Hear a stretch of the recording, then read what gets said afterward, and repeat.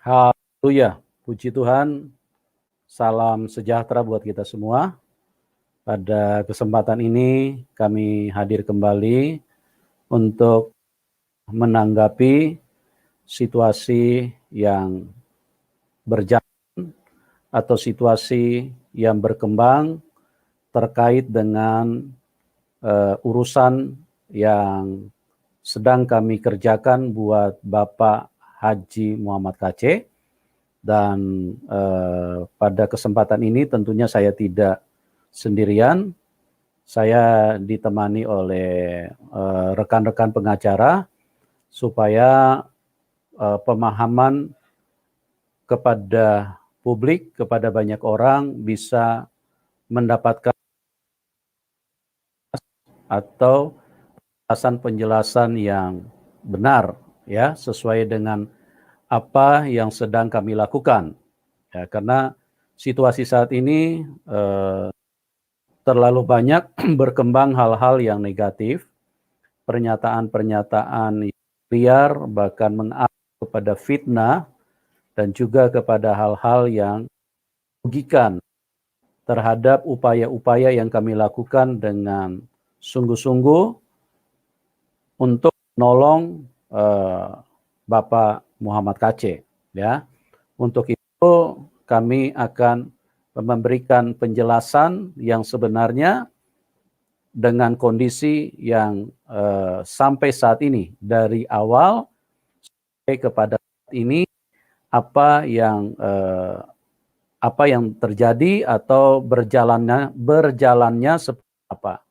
Oke, sapa dulu teman-teman pengacara yang ada, yang sudah siap untuk memberikan penjelasan-penjelasan sesuai dengan langkah-langkah kerja yang sudah diambil.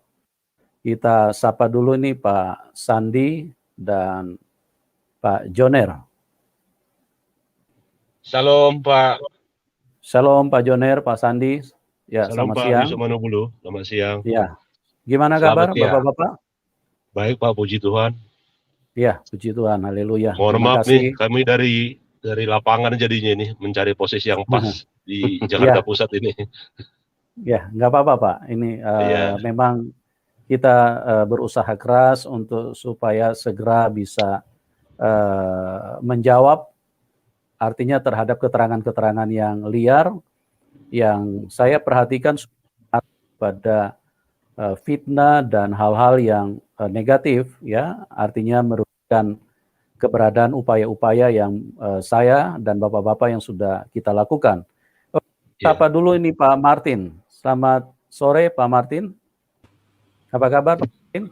Selamat sore Pak Yusuf. Shalom. Kabar baik Pak. Shalom. Ya, puji Tuhan. Amin. Ya, terima kasih Pak Martin sudah bergabung ya. Iya Pak. Oke. Baik.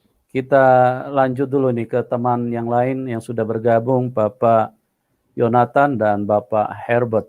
Selamat sore Bapak-bapak. Selamat sore Pak Yusuf, salam semuanya. Salam semua. Salam. Ya, puji Tuhan. Gimana kabarnya Pak Herbert, Pak Yonatan? Tuhan Pak, baik, kami semangat. Haleluya, luar biasa. Haleluya. Ya. Oke, terima kasih ya buatnya yang ada dan akan menyampaikan penjelasan-penjelasan yang sebenarnya terkait dengan fenomena atau isu atau pernyataan-pernyataan, keterangan-keterangan negatif baik dari para YouTuber, dari para hamba Tuhan, dan juga dari pihak-pihak lain yang tanpa memahami keadaan yang sebenarnya sudah istilahnya melakukan hal-hal yang kami rasa itu tidak sesuai dengan apa yang terjadi yang sebenarnya, ya.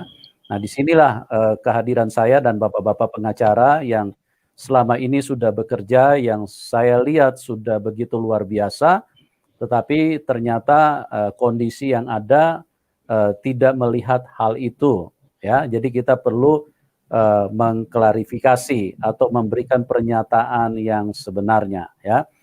Jadi begini, saya akan jelaskan dulu kepada teman-teman yang bergabung di dalam link ini bahwa permintaan Pak KC, ya, ini mulai dari Pak KC dulu, ya. Baru nanti saya akan masuk kepada istri dan anaknya beliau. Sebelum Pak KC ditangkap, Pak KC itu sempat menghubungi saya untuk meminta supaya saya segera mengumpulkan pengacara yang bersedia, ya, bersedia membantu Pak KC karena isu sudah menyebar di media bahwa Pak KC akan ditangkap karena dianggap sebagai orang yang menistakan suatu agama. Nah, berdasarkan jeritan hati seorang teman sebagai hamba Tuhan, saya juga sebagai hamba Tuhan, maka saya mendengar itu, saya segera mengupayakan. Dan memang selama kondisi artinya khotbah-khotbah atau siaran-siaran yang disampaikan oleh Pak KC di dalam media YouTube, itu adalah sesuatu yang seringkali menimbulkan polemik. Nah, di dalam kondisi seperti itu, di waktu-waktu sebelum Pak KC ditangkap, itu ada beberapa pengacara yang sudah menyatakan diri siap ikut membantu pada saat Pak KC kalau misalnya terjadi dianggap sebagai seseorang yang bersalah kepada hukum. Jadi berdasarkan itu, Pak KC dan saya sudah pernah mengkomunikasikan ini. Dan saya mengatakan, saya sebagai teman, saya tetap akan semaksimal mungkin untuk memberikan bantuan apa yang saya bisa. Ya, nah ini adalah sesuatu yang saya perlu jelaskan, dan tentunya saya mencari pengacara-pengacara yang berkompeten. Artinya dalam pengertian bahwa ini bukan hanya panggilan profesi sebagai seorang yang bekerja sebagai pengacara, tetapi ini harus perbesar ininya ruangnya untuk juga pengacara yang memiliki panggilan hati dan yang memahami tujuan-tujuan daripada Injil dan kebenaran. Itu sebabnya berdasarkan pertimbangan-pertimbangan itulah sehingga saya menunjuk ya bapak-bapak yang ada di depan saya saat ini untuk mempercayakan mereka menangani kasus hukum daripada Bapak Muhammad KC. Jadi ini supaya jelas dulu ini kepada teman-teman yang menyaksikan acara ini. Jadi ada banyak hal yang membuat pertimbangan saya sedikit agak saya perbesar. Jadi bukan hanya melihat kasus berdasarkan hukum atau pasal 156, tapi saya melihat ini secara menyeluruh untuk supaya penanganan pembelaan yang dilakukan oleh bapak-bapak pengacara ini maksimal, ya, misalkan dengan suara hati, panggilan hati, seperti itu. Nah, sejauh ini juga bukan hanya Pak KC, ya, bukan hanya Pak KC yang sedang ini sudah dalam tahanan, tetapi istri dan anak beliau juga adalah orang yang sangat artinya selama ini mengenal kami, kalau kami di dalam hubungan dengan Pak KC adalah hubungan dalam ketulusan. Artinya kami berhubungan sebagai saudara di dalam Tuhan dan sesama hamba Tuhan yang artinya punya misi visi yang sama untuk menyampaikan berita-berita Injil. Nah, berdasarkan itulah akhirnya istri dan anaknya juga menunjuk kami, meminta kami, ya, di samping Pak KC sendiri, istri dan anaknya sendiri meminta kami untuk mengkoordinir baik perkara hukum maupun perkara penggalangan dana yang sampai saat ini kami belum lakukan secara publik. Ya, ini harus dipahami dulu, ya. kami ditunjuk dan diminta langsung oleh istri dan anaknya Pak Kace. Jadi selama ini kalau ada keterangan-keterangan yang liar, yang negatif, memfitnah, bahkan yang hal-hal yang merugikan, itu adalah semua upaya-upaya yang saya lihat dari kuasa kegelapan untuk mendegradasi atau untuk menjatuhkan, ya, artinya apa yang kami lakukan dengan tulus. Jadi sampai di sini saya berharap semua yang menyaksikan ini sudah mulai jelas, ya. Bahkan itu permintaan itu sudah kami publikasikan, artinya permintaan dari istri dan anaknya, ya. Saya waktu itu live bersama Kang Febri, anak daripada Bapak Kace, ya. Itu live ada di YouTube bagaimana beliau secara langsung menunjuk kepada saya untuk mengkoordinir hal itu, ya.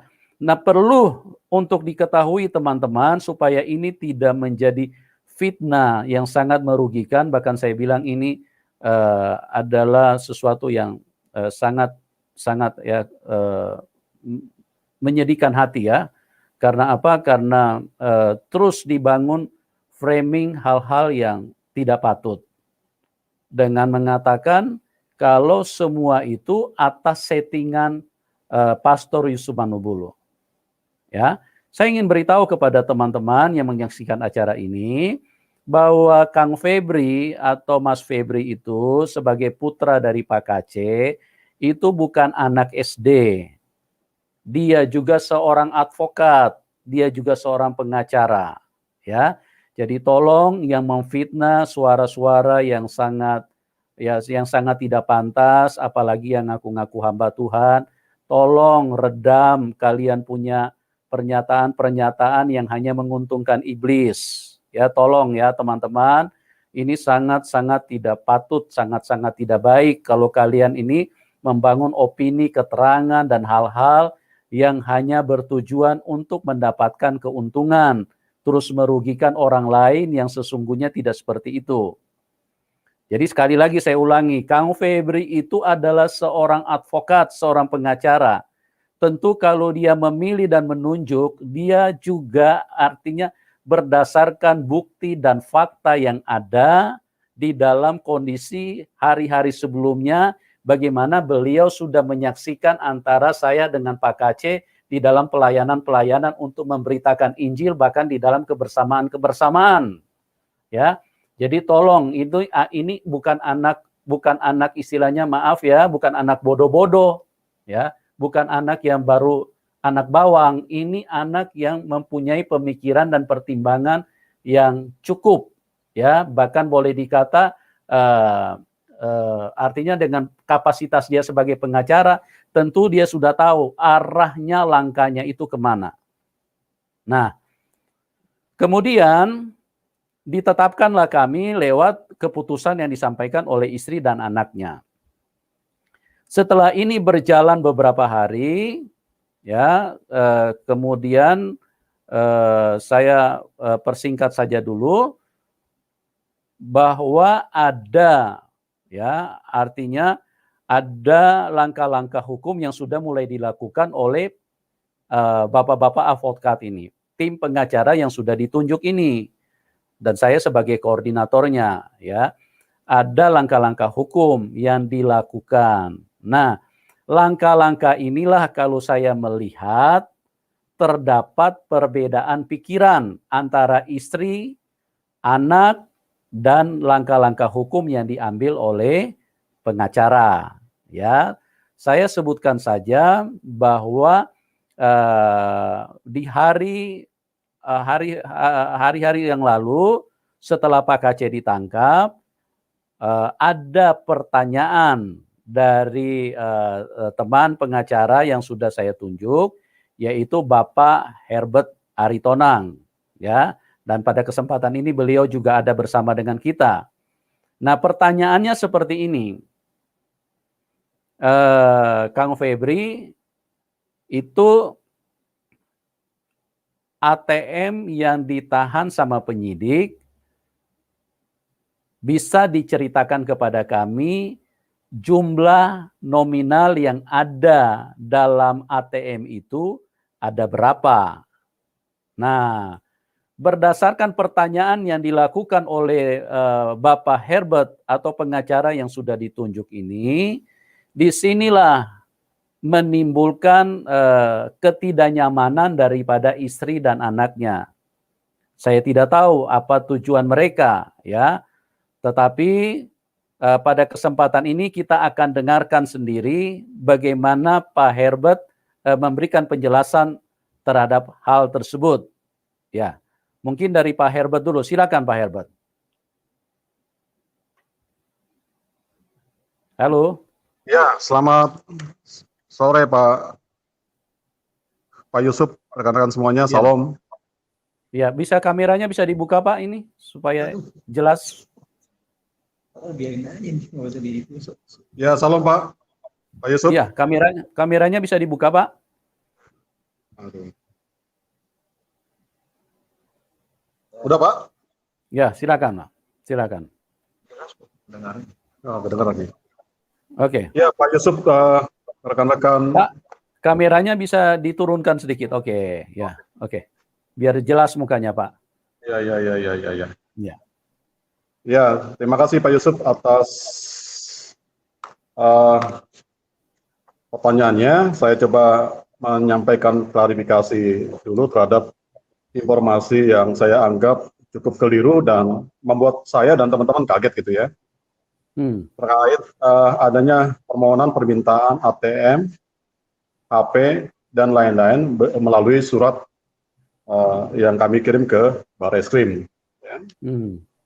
Jadi saya coba awali dengan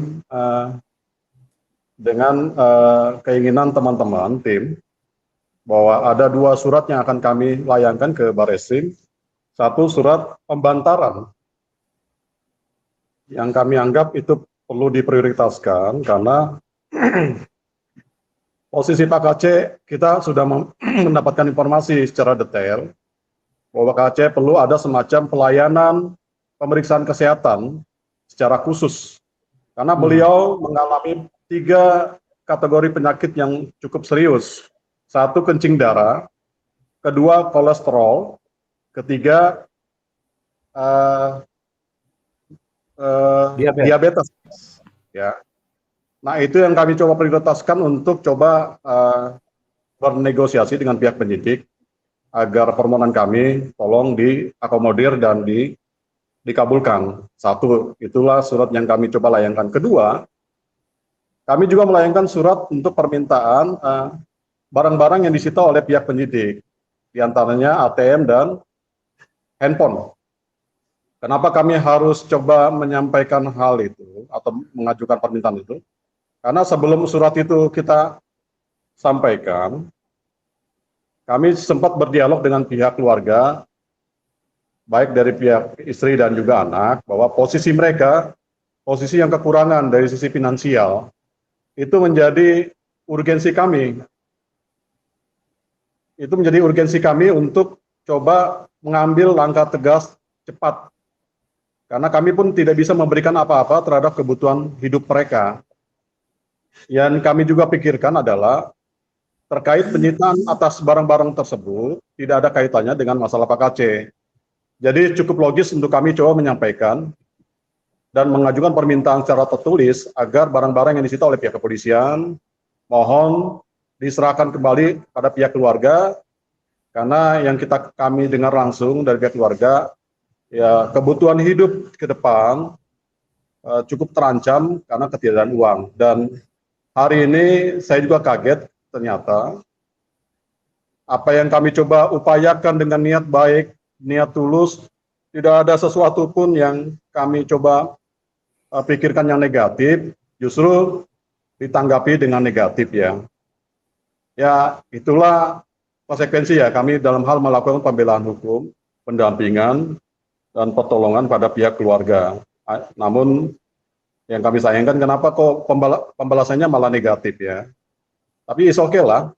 Bagi kami juga niat itu juga sebenarnya benar-benar murni untuk kepentingan keluarga.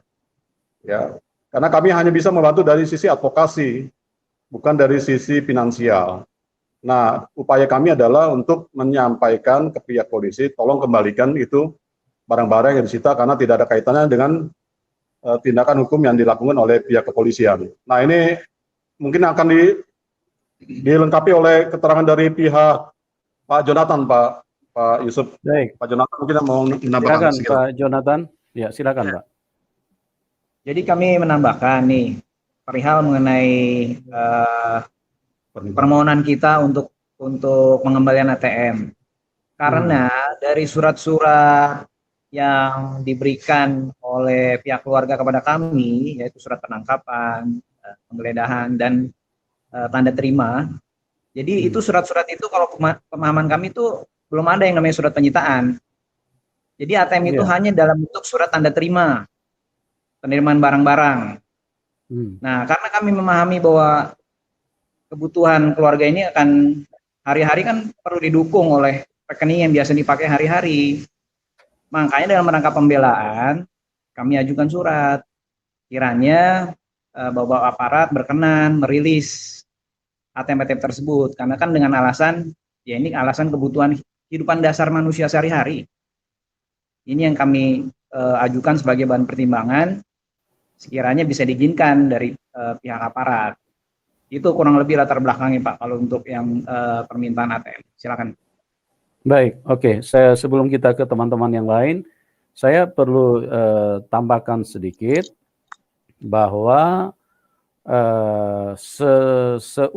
sesudah pertanyaan dari Bapak Herbert kepada kepada Mas Febri yang adalah anak dari Pak KC, maka kondisi inilah yang membuat artinya keluarga dengan kami sepertinya kayaknya berbeda arah. Ya, sepertinya kayaknya berbeda arah karena mereka merasa tidak nyaman dengan artinya pertanyaan seperti itu. Ya. Nah, sejak pertanyaan itu di awal itu kira-kira 2 minggu yang lalu, sejak pertanyaan itu istri dan anaknya Pak KC terus menghindar dari saya, apalagi kepada teman-teman pengacara. Karena apa? Karena saya mencoba untuk memberikan penjelasan kepada istri dan anaknya bahwa pertanyaan yang dilakukan oleh teman-teman pengacara dalam rangka untuk kepentingan Pak KC dan keluarga, untuk pembelaan, seperti yang sudah dijelaskan oleh teman-teman pengacara tadi. Ya, tidak ada dalam rangka untuk meminta dana ataupun ingin meminta bagian daripada apa yang mereka tanyakan. Nah, cuman penerimaan daripada istri dan anaknya, mereka merasa ini hal yang mungkin menyentuh kenyamanan mereka. Dan inilah yang membuat mereka sampai kemarin sulit sekali berkomunikasi dengan saya. Ya, bahkan kalau menurut saya menganalisa secara pribadi, ininya kayaknya sudah berbeda arah. Tadinya mereka meminta dengan istilahnya dengan kesadaran penuh untuk meminta saya menjadi koordinator, mengkoordinir masalah yang ada, tapi ternyata ini menjadi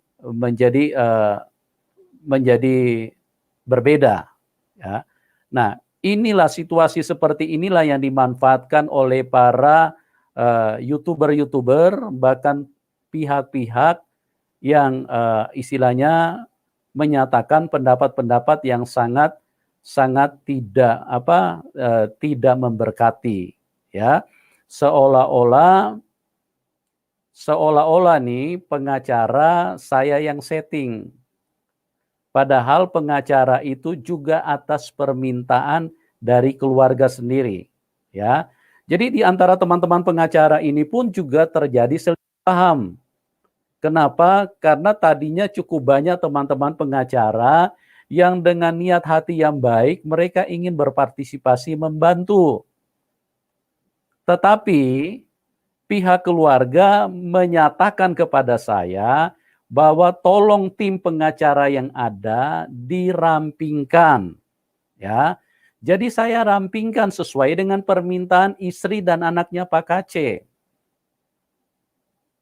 Jadi saya mengakomodir semua yang mereka mau. Walaupun akhirnya saya dibenturkan dengan teman-teman pengacara yang lain yang mungkin tidak memahami kondisi ini. Mereka pikir saya mau menyingkirkan yang lain-lain. Tidak, teman-teman, saya tidak punya hati, tidak punya niat seperti itu. Saya sangat menghargai kalian semua. Saya sangat berterima kasih dengan kalian semua yang sudah masuk, yang sudah berkumpul, yang sudah istilahnya respon terhadap apa yang saya sampaikan di YouTube. Saya mengatakan silakan teman-teman yang pengacara yang ingin berpartisipasi, yang ingin mendukung Pak Kace bisa masuk. Tetapi akhirnya dalam hal ini saya justru malah dibenturkan. Ya, saya sudah artinya sudah cukup banyak yang masuk. Saya sendiri sih sebetulnya sudah bersyukur. Artinya banyak teman-teman yang mau membantu. Tetapi dengan kondisi permintaan dari keluarga, akhirnya saya lagi yang jatuh di tengah jalan. Istilahnya saya sudah jatuh ditimpa tangga lagi. Permintaan dari keluarga, tolong dirampingkan. Nah, setelah saya rampingkan, pengacara yang lain merasa saya menyingkirkan mereka. Padahal tidak seperti itu. Nah, inilah juga menjadi isu fitnah dan segala macam berita-berita yang negatif. Tolonglah teman-teman, kita ini, kalau memang kita ini semua hati untuk Tuhan, janganlah terlalu cepat mengeluarkan pernyataan-pernyataan yang tidak baik. Apalagi mengarah kepada fitnah. Kalian kan tidak mengerti jalan cerita yang sebenarnya seperti apa. Bahkan beredar berita-berita di YouTube, seolah-olah ini semua saya yang atur, saya yang setting. Saya tidak menyeting ini. Saya cuma berdiri di kapasitas yang diminta oleh keluarga untuk mengkoordinir. Jadi jelas ya. Nah, semenjak itulah istri dan anaknya menghindar dan tidak berani berkomunikasi kepada saya. Saya sampai mengalami kesulitan luar biasa. Bahkan kemarin pun baru bisa terhubung, baru ada respon dari anaknya Pak Kace. Ya, baru ada respon telepon. Itu pun dilakukan oleh tim kami, ya. Artinya pada saat itu baru saya mulai menceritakan bahwa kalau Kang Febri bersikap seperti ini, berarti kalian mengorbankan saya. Kalian membenturkan saya dengan semua pihak, sementara mereka tidak mengerti, tapi opini, penjelasan, narasi yang beredar di luar sudah sangat tidak menguntungkan, ya, bahkan itu mengarah kepada merugikan, memfitnah, dan menjatuhkan keberadaan kami sebagai hamba Tuhan. Ya, begitu teman-teman ya, supaya jelas dulu. Jadi mulai dari saat itu, sejak ada pertanyaan dari Pak Herbert, rekan pengacara yang sudah saya tunjuk, inilah yang menyebabkan, ya, saya sekali lagi tekankan, pengacara bertanya untuk kepentingan pembelaan hukum buat mereka. Tidak dalam rangka untuk meminta bagian uang yang ada di dalam rekening itu. Jadi tolong semuanya jelas ya, bahwa apa yang kami sampaikan ini, inilah yang terjadi. Bahkan sejak kejadian itu, mereka tidak mau kami temui. Bahkan di telepon sudah lebih dari 10 kali tidak pernah direspon oleh istri dan anak daripada Pak Kace, ya. Jadi tolong semua teman-teman bisa tahu ini kejadian yang sebenarnya. Jadi karena dalam kejadian seperti ini, saya benar-benar saya ini dikorbankan. Ya, artinya saya yang dibenturkan dengan berbagai pihak. Oke, saya jelaskan lagi ya. Misalnya kepada hamba-hamba Tuhan yang lain, saya juga dibenturkan kepada mereka. Mereka yang tidak paham dengan sebenarnya, mereka juga akan mempunyai pikiran. Berarti si Yusuf Manubulu ini sedang kerja tidak baik. Kenapa? Karena istrinya dan anaknya tidak pernah tidak pernah berkomunikasi dengan baik, Dan apalagi sudah terdengar isu kalau istri dan anaknya itu ingin mengganti pengacara yang sudah saya tunjuk, gitu ya. Jadi ini yang saya harus klarifikasi. Nah, dengan kondisi seperti ini mereka kan tidak punya pikiran lain. Mereka pasti akan beranggapan, oh bahwa Pastor Yusuf Manubulu ini pasti kerjanya ini kerja licik, makanya mau diganti pengacara yang dia tunjuk. Padahal semuanya itu hanya bersumber dari pertanyaan itu yang saya sendiri tidak tahu kenapa si Febri dan ibunya merasa tidak nyaman. Padahal sudah dijelaskan oleh pengacara dan juga ya saya sendiri juga sudah mengatakan bahwa pengacara yang saya tunjuk ini saya sudah konfirmasi baik-baik baik secara dialog dengan pengacara maupun juga dengan hati nurani saya sebagai seorang hamba Tuhan, saya punya keyakinan dengan pengacara yang saya tunjuk ini. Bahwa mereka ini, saya yakin bahwa mereka ini akan bekerja dengan tujuan supaya Injil bisa tersampaikan dengan baik kepada semua orang. Kebenaran itu sudah seharusnya bisa sampai kepada semua manusia. Ya. Ini saya melihat sampai ke situ. Jadi saya bukan hanya berdasarkan dialog, bukan hanya berdasarkan pengetahuan, tapi saya juga menggabungkan dengan hati nurani saya. Jadi saya menunjuk pengacara-pengacara yang ada ini, itu pun juga sesuai dengan permintaan keluarga, tolong dirampingkan. Ya, jadi seperti itu teman-teman. Nah, kondisi seperti ini ya saya mungkin kalau mau jelaskan ini akan memakan waktu yang sangat panjang. Saya dibenturkan kepada semua pihak, ya. Sementara mereka di luar tidak bisa dihubungi, istri dan anaknya tidak bisa dihubungi. Mereka berdiam diri, diam 1000 bahasa, terus melakukan langkah yang tanpa koordinasi, tanpa pemberitahuan kepada kami. Sementara di pihak luar publikasi sudah mengetahui kalau mereka menunjuk saya sebagai koordinator. Apa-apa semua orang menyorot kepada kami.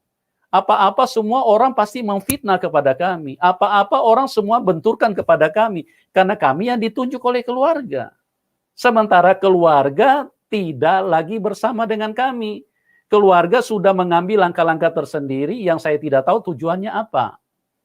Kenapa hanya berdasarkan pertanyaan itu, di rekening itu ada dana berapa, kenapa pertanyaan seperti itu kok membuat mereka merasa artinya tidak mau lagi bekerja sama dengan kami, ya. Oke, saya sekarang ke Bapak Pak Sandi, mana nih Pak Sandi? Ya Pak Sandi ini. Bisa saya tambahkan Pak Yusuf? Silakan. Ya, jadi ini karena kita siarannya serba mendadak. Tapi izinkan saya juga menyampaikan sesuatu yang mungkin sebagai pesan terakhir kali ya. Karena ada kabar SK akan dicabut terhadap kami. Ya, itu sih bagi saya pribadi no problem ya. Yang namanya amanat dari Pak Pendeta Yusuf untuk bantu hamba Tuhan Pak KC, saya siap menjalankan perintah itu tanpa menuntut hak. Ya. Nah, setelah berjalan sejak 2 minggu yang lalu, jujur saya mau sampaikan bahwa saya sudah mengeluarkan uang 3 juta lebih ini secara fisik ya, mentah. Ini saya harus sampaikan sekarang karena memang ya mungkin ini hal-hal yang mungkin hal yang terakhir mau kita coba sampaikan sebelum mereka melakukan pencabutan kuasa.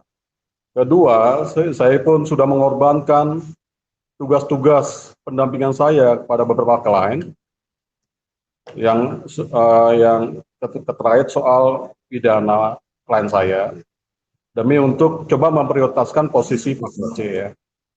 Nah, ini yang kami sampaikan. Saya cuma harus meninggalkan kepentingan keluarga, anak-anak demi untuk Pak KC ya. Jadi saya teramat kaget ketika dengar bahwa persoalan permintaan ATM dan handphone itu justru menjadi blunder buat kami ya. Tolong dipahami buat Febri dan Ibu istri dari Pak KC, tidak ada terbesit sedikit pun terkait soal uang, ya. Kan kami dari awal sudah menegaskan bahwa urusan uang itu bukanlah ranah kami. Kami serahkan ke pihak-pihak yang mungkin punya kepedulian, perhatian terhadap kebutuhan baik pihak keluarga ataupun lain-lain. Ya, kami justru mengapresiasi setiap orang yang ingin memberikan bantuan, tapi bukan itu yang menjadi fokus kami. Kami sudah menekankan kepada tim ada semacam prioritas dalam hal pendampingan kepada Pak Kc, yaitu dari sisi teknis dan materialnya ya. Dan itu sudah kami siapkan, sudah kami matangkan, namun kami tidak upload ke publik karena itu bentuknya rahasia ya. Kami sudah mempersiapkan jauh-jauh hari dan kami sudah finalisasi dan kami siap perang di pengadilan dengan hal-hal yang kami bisa pastikan, yakini kemungkinan Pak Kc bisa lepas dari tuntutan hukum. Nah, hal-hal itu yang kami sudah siapkan, namun kami kaget ada berita miring terhadap kami hanya masalah permintaan ATM. Itu sebenarnya hal-hal yang logis dilakukan oleh pihak advokat ya. Saya pun pernah melakukan itu beberapa kali, karena itu hal-hal yang disita oleh pihak kepolisian itu tidak ada kaitannya dengan proses hukumnya. Nah, jadi Bapak Ibu sekalian dan Pak Yusuf, ya kami sih bebas dari kemauan pihak keluarga melakukan apapun, kami siap dicabut kuasanya, tidak jadi masalah. Karena kami melakukan ini tulus, dan yang paling terpenting adalah ketika kami ditunjuk sebagai kuasa hukum Pak Kc, itu berarti amanat dari Tuhan. Kenapa? Karena Pak Kc adalah hamba Tuhan yang diurapi. Otomatis ketika hamba Tuhan yang sudah diurapi tersandung dengan masalah hukum, tentunya Tuhan juga tidak memilih sembarangan. Harus orang-orang yang kudus, yang sungguh-sungguh hidup di dalam Tuhan. Ya, saya meyakini secara iman Tuhan telah memilih saya dan itu bukan secara kebetulan. Namun kalau ada hal-hal yang menjadi pertimbangan lain dari pihak keluarga atau tim keluarga untuk menggantikan kuasa hukum, ya puji Tuhan, kami bebas dari tanggung jawab panggilan Tuhan tersebut. Namun yang kami sarankan kepada Bapak Ibu sekalian, dalam hal memiliki kuasa hukum, sebaiknya pilihlah anak-anak Tuhan yang track recordnya juga benar. Jangan pilih lawyer-lawyer yang hidupnya sudah jelas, tidak menjadi teladan bagi publik ya. Ya, gonta-ganti pasangan lah, tapi itu yang tidak dijadi pertimbangan bagi para hamba Tuhan gitu loh. Jadi ketika Tuhan memilih Daud untuk menghancurkan, mengalahkan Goliat, Tuhan tidak melihat fisiknya, tapi hatinya. Hati yang takut akan Tuhan dan hati yang takut yang sungguh-sungguh mengasihi Tuhan. Jadi saya sih berharap para keluarga Pak Kc dan pendukungnya, ya selanjutnya pilihlah anak-anak Tuhan yang sungguh-sungguh mengasihi Tuhan sebagai pengacara-pengacara yang bisa mendapatkan hikmat urapan Tuhan untuk bisa memberikan yang terbaik dari sisi pendampingan di pengadilan maupun di luar pengadilan. Ya, kalau kami dicabut, puji Tuhan, karena kami bukan berarti keinginan kami sendiri. Tuhan sudah memilih kami untuk melayani hambanya. Kalau dicabut, tanggung jawab kami lepas. Sementara sekian dulu Pak Yusuf. Baik, oke. Jadi Tuhan tahu yang terbaik buat kami semua. Ya artinya dengan ketulusan dari awal kami sudah sepakat ya, saya dengan bapak-bapak pengacara dan juga sebetulnya dengan keluarga. Cuma sehubungan dengan adanya pertanyaan itu yang saya sendiri juga tidak tahu, silakan kalau yang lain mau cari tahu, silakan tanya kepada istri dan anaknya Pak Kc. Kenapa pertanyaan itu membuat mereka merasa tidak nyaman? Ya, Sejak pada waktu itu saya artinya tidak mengakomodir keinginan mereka, saya mengatakan bahwa saya yakin betul dengan teman-teman pengacara yang saya tunjuk ini. Nah, karena mereka pada waktu itu sudah langsung menyatakan kepada saya, Pak, kami minta pengacara yang ditunjuk ini diganti semua. Ya, saya tidak tahu, sekali lagi saya tidak tahu pemikiran mereka apa. Tetapi menurut saya, apa yang sudah saya tunjuk itu berdasarkan bukan hanya pertimbangan pengetahuan, tapi hati nurani saya juga berbicara. Inilah orang-orang yang saya anggap tepat untuk menangani kasus daripada Pak KC. Terlepas daripada perbedaan yang mereka tidak sukai, inilah yang membuat suasana ini mereka jadi menghindar. Bahkan sekarang sudah ada isu bahwa mereka akan mengganti. Ya, kalau teman-teman mau bertanya lebih jelas, silakan cari istri dan anaknya untuk tanyakan langsung kenapa kalian merasa tidak nyaman dengan pertanyaan seperti itu. Ya, silakan kalian mendapatkan keterangan dari mereka.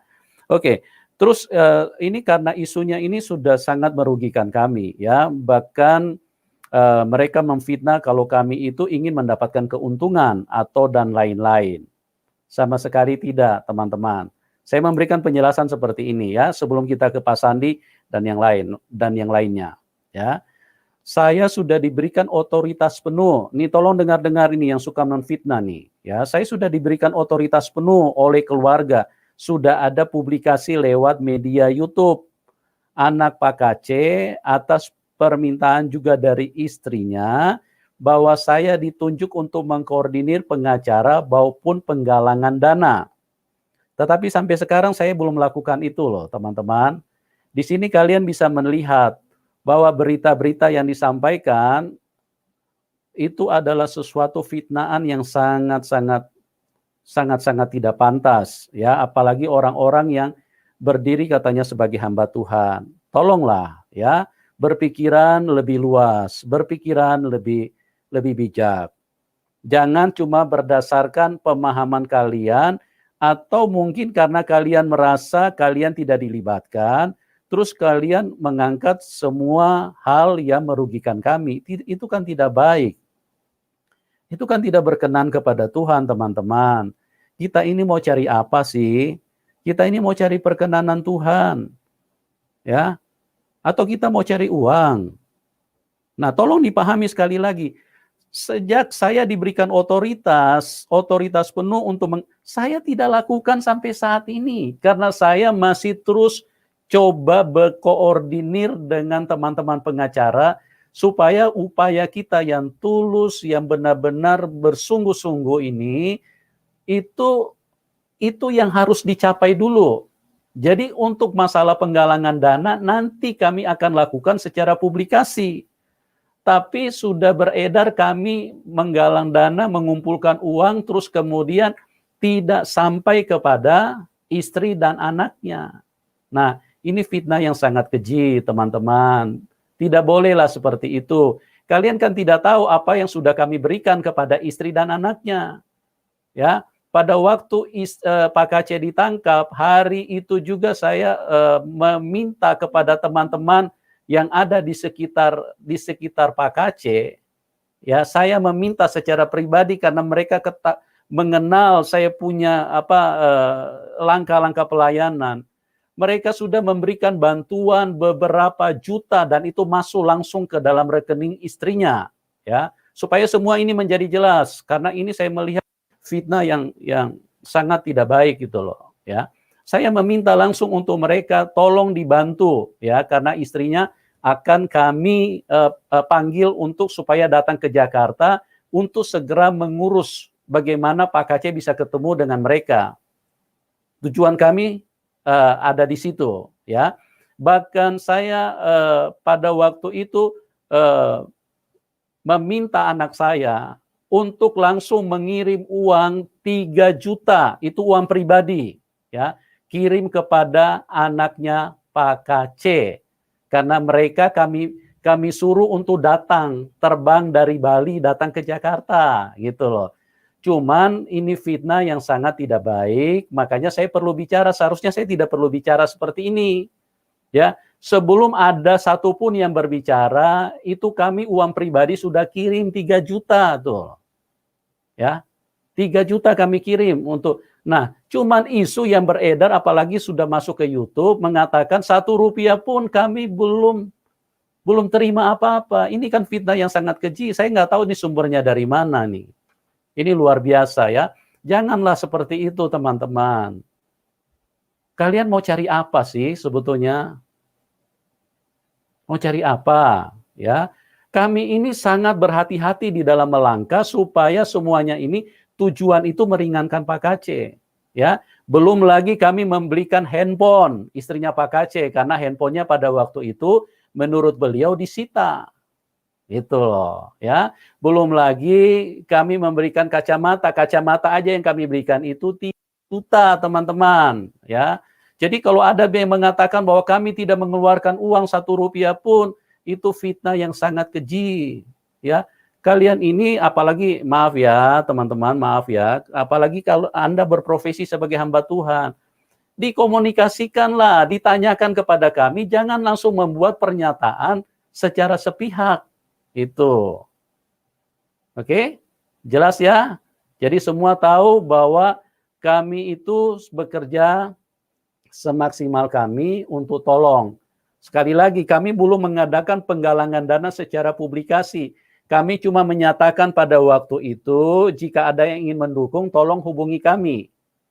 Ya, artinya kami lagi memikirkan langkah-langkah yang paling tepat untuk dilakukan supaya tidak ada fitnah dan tidak ada hal-hal yang bisa merugikan keluarga di belakang hari dan juga merugikan kami sebagai orang yang ditunjuk oleh keluarga.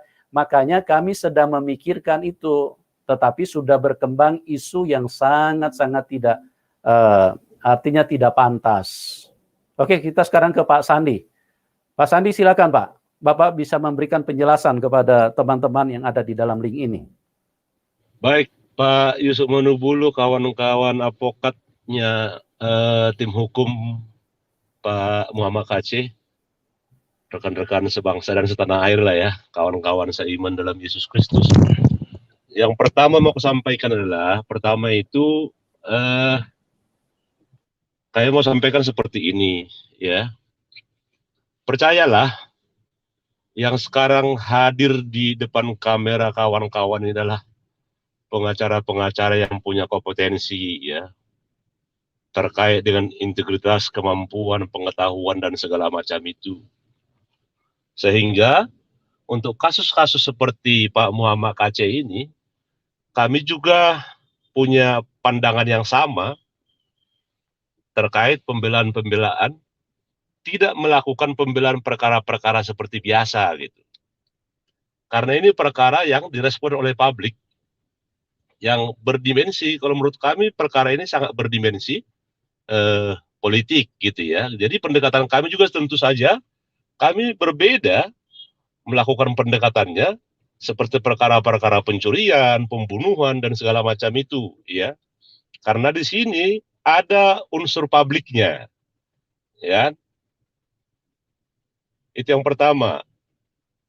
Yang kedua, ya, perlu kami sampaikan, kami sudah bertemu dengan Ibu Kacé, istrinya Pak Haji Muhammad Kacé. Sudah ketemu juga dengan anaknya Haji Muhammad Kacé, Kang Febri, di Bareskrim ketika itu. Tentu saja kami tanya ke mereka berdua ya. Saya tanya waktu itu ke Ibu Kacé dan Kang Febri. Ibu, apakah Ibu takut menghadapi perkara seperti ini? Yang disampaikan Bu Kacé ketika itu, tidak Pak. Apakah Ibu menyesal dengan peristiwa seperti ini? Bu Kacé bilang tidak. Saya tanya balik ke Kang Febri, ya, apakah Kang Febri khawatir terkait dengan keluarga dan Bapak di dalam? Kang Febri bilang tidak, saya yakin Bapak kuat, gitu. Dua pertanyaan itu menggambarkan sikapnya Kang Febri dan Ibu Kacé sama tangguhnya dengan hatinya Pak Kacé, gitu. Itu yang membuat kami berbesar hati, gitu. Berarti kalau sikap mereka seperti itu, berarti kami diberikan tanggung jawab lebih besar. Tidak hanya menyampaikan Pak KC sebagian dipersangkakan itu, tapi di luar itu kami berkewajiban menyampaikan kasus ini bukan hanya kasus pribadi Pak KC gitu ya, bahwa ini juga kepentingan orang lain seperti yang sudah dilakukan oleh kawan-kawan yang lain juga. Bapak Ibu sekalian, pasal 156 itu sudah lama dipermasalahkan oleh masyarakat sipil di Indonesia gitu ya. Sehingga ketika Ibu KC dan Kang Febri menyampaikan tidak ada kekhawatiran terkait dengan kasus ini, itu yang membuat kami berbesar hati gitu ya. Kemudian benar kami dikumpulkan oleh Pak Yusuf Manubulu. Saya pribadi tidak kenal Pak Yusuf Manubulu gitu ya. Perkenalan saya ke Pak Yusuf Manubulu dikenalkan oleh teman saya yang tahun 2012 bersama-sama ke Israel ketika itu. Dia japri saya, tolong hubungi Pak Yusuf Manubulu terkait dengan pendampingannya Pak KC. Kan? Itu messenger yang saya dapat dari kawan saya ketika tahun 2012 bersama-sama ke Holy Land gitu ya. Nah, ketika masuk ke pembicaraan dilakukan Pak Yusuf Manubulu, ya kita sampaikan pola-pola pembelaan kasus seperti ini. Gitu kan. Nah, meskipun Pak Yusuf Manubulu yang mengumpul kami tentu sadar dalam menjalankan profesi ini, prinsipal kami adalah Pak Haji Muhammad KC, gitu ya. Sehingga kami butuh surat kuasa dari Pak Muhammad KC. Karena kondisinya ketika itu dalam tahanan yang masih isolasi mandiri 14 hari, maka penyidik sarankan supaya kuasa diambil terlebih dahulu dari keluarga.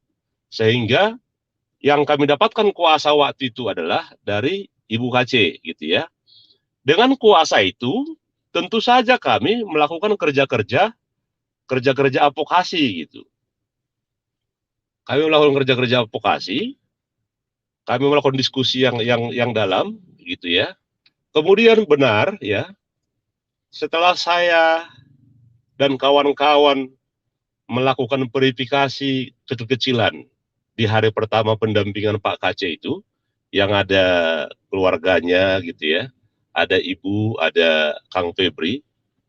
Ketika ada salah satu YouTuber mengirimkan pengacara gitu kan, ketika itu foto-foto, waktu itu yang keberatan terhadap foto itu disarankan adalah Kang Febri.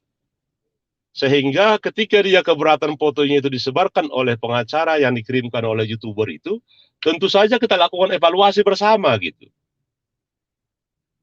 Siapa yang kepentingan apa?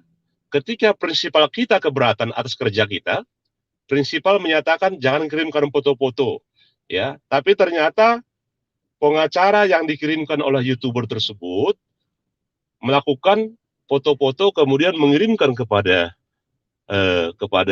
YouTuber tersebut, gitu ya. Kemudian Kang Febri keberatan, itulah yang pertama kita lakukan evaluasi. Artinya kerja tim adalah untuk kepentingan Pak KC dan keluarganya. Sehingga ketika di luar itu, ya kita sampaikan kepada yang bersangkutan gitu. Kalau bisa jangan foto-foto lah. Kan gara-gara begitu ya. Kemudian yang kami lakukan kalau yang dibahas Pak Yusuf Manubulu tadi dan rekan Herepet tadi itu, tidak ada yang salah di situ. Silakan baca kitab Undang-Undang Hukum Acara Pidana, Kang Febri ya. Yang dapat dilakukan penyitaan itu adalah yang berhubungan dengan tindak pidana, gitu ya. Ini tindak pidana penistaan yang dipersangkakan kepada Pak KC, gitu ya. Menurut kami dan sesuai permintaan keluarga, supaya mempertanyakan barang-barang yang disita itu, meskipun belum ada ketika itu surat penetapan pengadilan terkait penyitaan itu, tapi waktu itu Mabes Polri sebagai penyidik sudah membuat tanda terima gitu ya. Sehingga kalau itu dipolemikkan, menurut saya tidak ada dasarnya gitu. Apa dasarnya? Ya, tidak mungkin juga pengacara bisa mengambil itu tanpa persetujuan prinsipalnya gitu kan. Sejak dari awal kami berkeyakinan bahwa Pak Yusuf Manubulu sampaikan bahwa perkara ini adalah perkara prodeo, ya. Dan kami juga yakin perkara-perkara seperti ini adalah perkara prodeo. Bagi kami kerja-kerja seperti ini bukan yang pertama gitu. Sehingga sejak awal kami sadar betul bahwa ini seperti yang disampaikan oleh rekan Harvey tadi itu. Ini adalah kerja-kerja pengabdian kepada profesi. Dalam undang-undang advokat, memang kami wajib ketika kami ditunjuk menjadi kuasa hukum, kami wajib melakukan pembelaan yang sama dan dalam kasus ini kami lakukan tanggung jawab yang sama, baik yang perkara profit maupun seperti perkara Pak Kaci ini. Berikutnya, dalam format pembelaan yang kami lakukan gitu ya, itu benar-benar kami diskusikan dengan tim. Tadi Pak Yusuf Manubulu sampaikan, permintaan merampingkan tim pengacara itu bukan dari kami, bukan dari Pak Yusuf Manubulu gitu. Sehingga kalau ada kawan-kawan lain yang yang merasa tadi misalnya bahasa Pak Manubulu itu merasa disingkirkan gitu kan. Memang itu permintaan keluarga kepada kami gitu. Harapannya kalau tim kecil dibentuk 7 atau 8 orang tapi di dalamnya ada anak Pak KC, Kang Febri, supaya tim ini bisa lebih maksimal bekerja, tidak saling menunggu. Sehingga sekali lagi kami tegaskan dalam forum ini, kami tidak pernah meminta tim pengacara yang dirampingkan. Tapi perampingan tim pengacara ini semata-mata muncul dari keluarganya Pak KC. Ya. Kemudian terkait yang lain misalnya ya. Kami sebagai pengacara di sini tentu saja melakukan hubungan-hubungan dengan kawan-kawan lain di luar. Teman-teman mengetahui pasal ini adalah pasal 156 ini adalah pasal yang kontroversial. Sehingga kita butuh lintas agama, lintas iman, lintas profesi untuk sama-sama membicarakan ini. Ada beberapa kawan-kawan dari sahabat-sahabat kita lah yang sama-sama memperjuangkan ini. Betul kami hubungi. Supaya apa? Supaya ini bukan hanya suaranya Pak KC, bukan hanya suaranya tim hukumnya Pak KC, gitu ya. Tapi ini menjadi suara masyarakat Indonesia ke depan pasal 156A ini tidak diberlakukan lagi. Kami lakukan itu yang kami sebut gerakan non litigasi, gerakan kampanye gitu, mengampanyekan bahwa perbuatan seperti ini suatu saat tidak akan dapat dipidana lagi. Kalau gerakan litigasi yang kami lakukan, kami coba berhubungan dengan para ahli-ahli, ya, ahli-ahli pidana, ahli agama, ahli bahasa. Kami sudah lakukan itu, gitu ya. Pertanyaan sekarang, apakah kami sudah pernah menerima uang seperak pun? Demi Tuhan yang kami sembah, kami tidak pernah menerima uang. Saya berbangga kepada kawan-kawan saya ini semuanya. Kami patungan, ganti-gantian makannya. Bahkan di hari pertama itu ya, puji Tuhan, sebagai partisipasi dari kawan-kawan, ada yang mengirimkan nasi bungkus. Itu kami maknai adalah partisipasi yang tulus, ya, partisipasi yang tulus dari kawan-kawan terhadap kasusnya Pak Muhammad KC. Dengan catatan, jangan maknai kami tidak bisa membeli nasi bungkus. Kami bisa, puji Tuhan kami masih bisa kalau nasi bungkus. Tapi terlepas dari situ, kami bangga menerima nasi bungkus itu. Kenapa kami bangga? Ternyata bukan hanya kami yang berjuang di dalam kasus Pak KC ini. Itu kan. Kemudian setelah kami menerima kuasa dari Ibu KC, tentu saja kami berupaya melakukan advokasi lainnya. Tapi saya beberapa kali masuk kepada link teman-teman hamba-hamba Tuhan, pelayan-pelayan Tuhan yang melakukan pelayanan sama seperti Pak Muhammad KC melalui YouTube ya. atau masyarakat bilang itu YouTuber. Yang saya maknai di situ satu, ya, ternyata kawan-kawan itu memaknai kasusnya Pak KC ini ada dua gitu. Satu, euforia. Yang kedua, glorifikasi. Euforia itu apa? Semua orang membicarakan kasusnya Pak KC, itu kan, tanpa beranjak dari situ. Bahwa ini bukan hanya betul ini kasusnya Pak KC, tapi ini adalah perjuangan bersama gitu.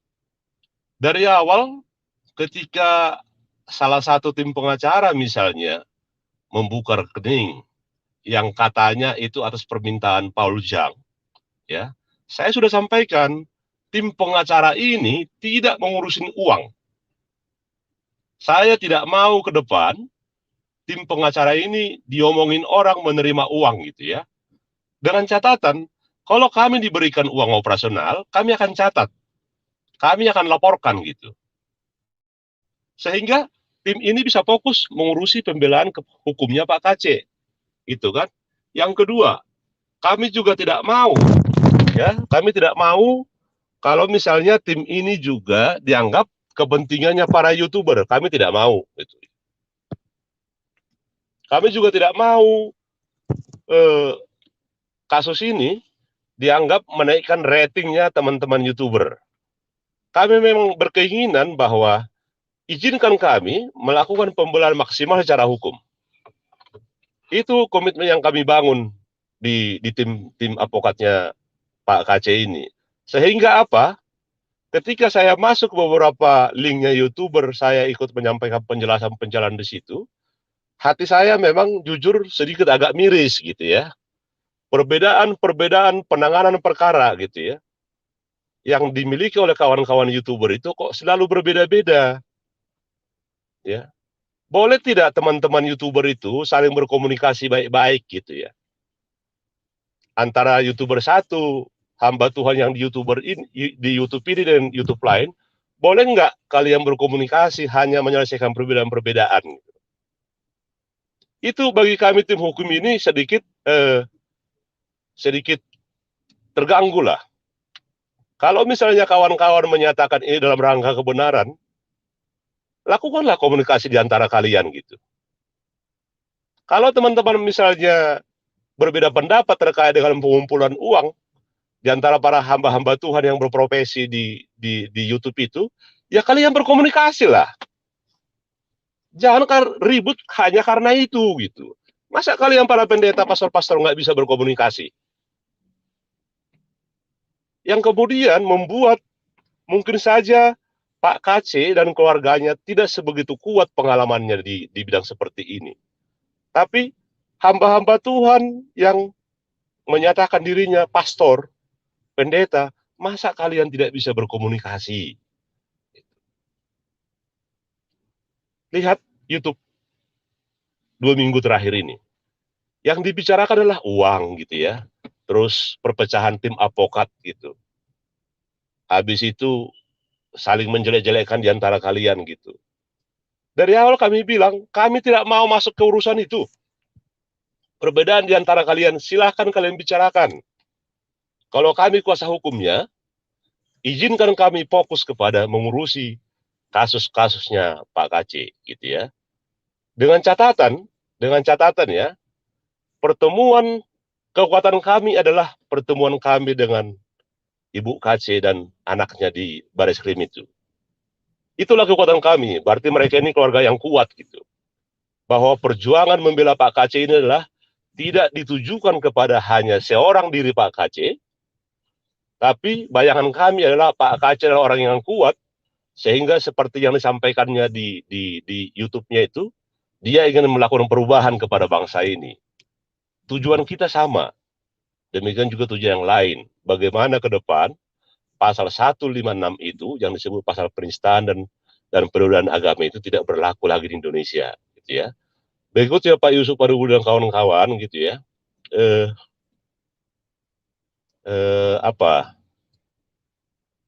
Ada misalnya apa itu ya?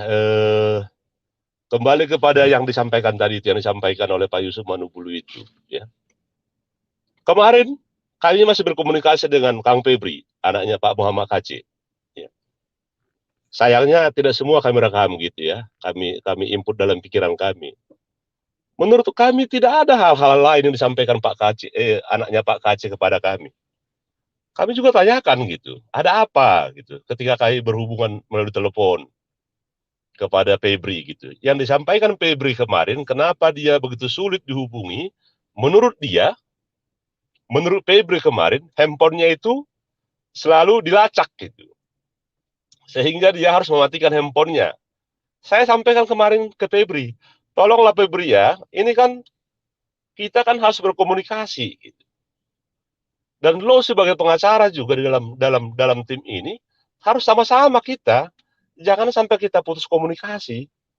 Ketika saya sampaikan seperti itu ke Febri, Bang, saya janji Bang, sebentar saya akan kirim nomor saya ke Abang, kata Kang Febri. Kalau begitu, oke, saya tunggu nomormu ya, Kang Febri ya, supaya komunikasi kita lancar gitu kan. Tapi saya tunggu sampai sekarang juga Kang Febri juga tidak kirimkan nomor barunya itu. Yang kaget saya acara tadi malam itu, ya ada hamba Tuhan dalam forum itu menyampaikan akan membentuk tim hukum baru gitu, hari Kamis besok gitu ya.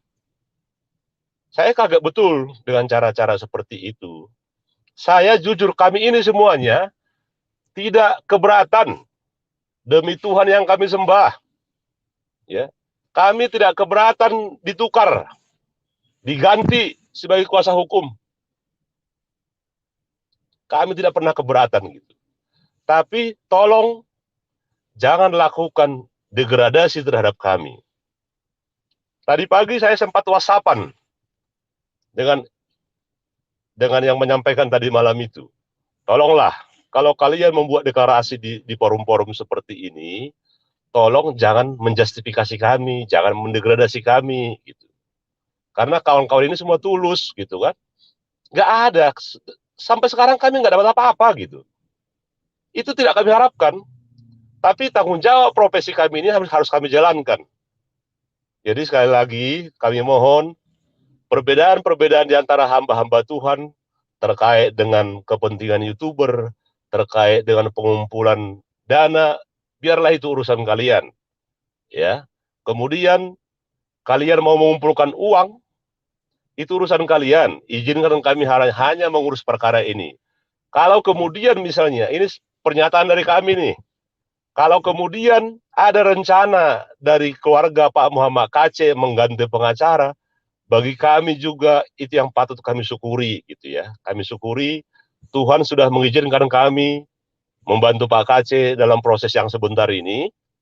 Kalau kemudian misalnya Pak Kacé menyampaikan ya sudah, kami ada tim baru, ya silakan saja, nggak ada masalah.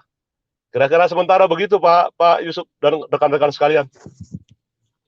Oke, baik. Halo Terima Pak kasih, Yusuf. Pak. Ya. Saya tambahkan sedikit ya Pak Yusuf, saya Joner Pak. Ya. Oke, baik Pak Joner, silakan Pak, silakan. Jadi salam untuk teman-teman semuanya, salam Pak Yusuf. Shalom. Pertama sekali perlu saya jelaskan bahwa perkenalan saya dengan Pak Kacé ini adalah kira-kira 1,5 tahun yang lalu. Nah, waktu itu beliau ada kasus juga dilaporkan, masalah kitab kuning kalau nggak salah. Nah, pada saat itu kita bertelepon, beliau itu menghubungi saya. Nah, terus dengan senang hati saya bilang, sekiranya ini harus lanjut ke ranah hukum, tidak apa-apa Pak Kacé, saya akan dampingi Bapak, dan Bapak tidak perlu pikirkan soal imbalan jasa untuk saya. Saya anggap ini adalah bagian dari pelayanan saya untuk sebagai partisipasi saya untuk sebagai umat seiman dengan Bapak. Saya katakan seperti itu. Nah, sejak saat itu saya kan rajin berkomunikasi dengan beliau sampai akhirnya beliau itu ditangkap. Nah, kemudian kan saya tidak bisa komunikasi, ataukah HP-nya dimatikan atau bagaimana, saya nggak tahu menjelang dia ditangkap gitu. Nah, jadi itulah perkenalan saya dengan Pak Muhammad Kacé. Jadi saya sudah kenal dia sejak 1,5 tahun yang lalu.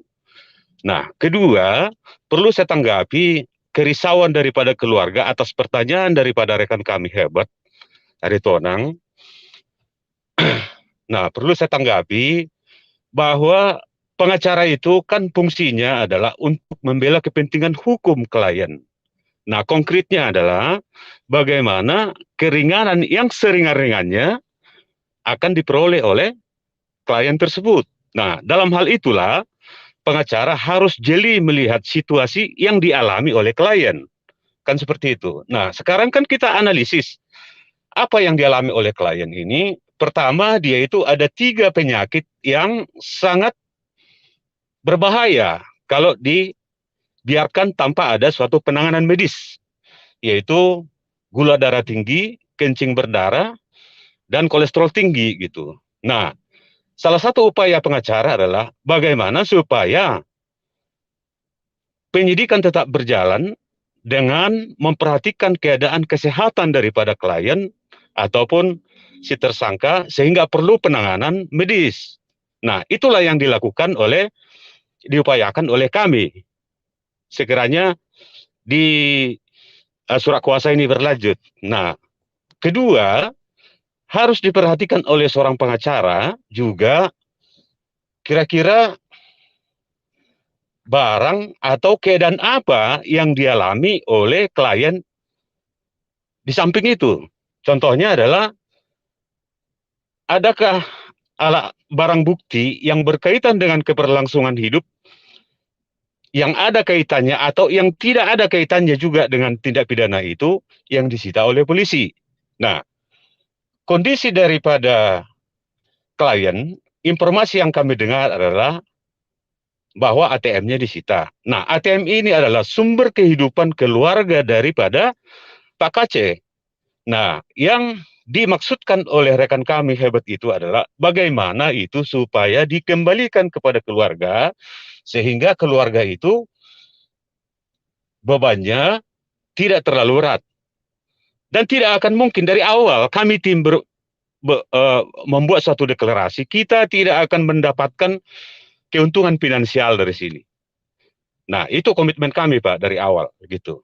Nah, terus yang selanjutnya, kalau saya lihat ya Pak ya, teman-teman YouTuber ya, kalau saya boleh kritik,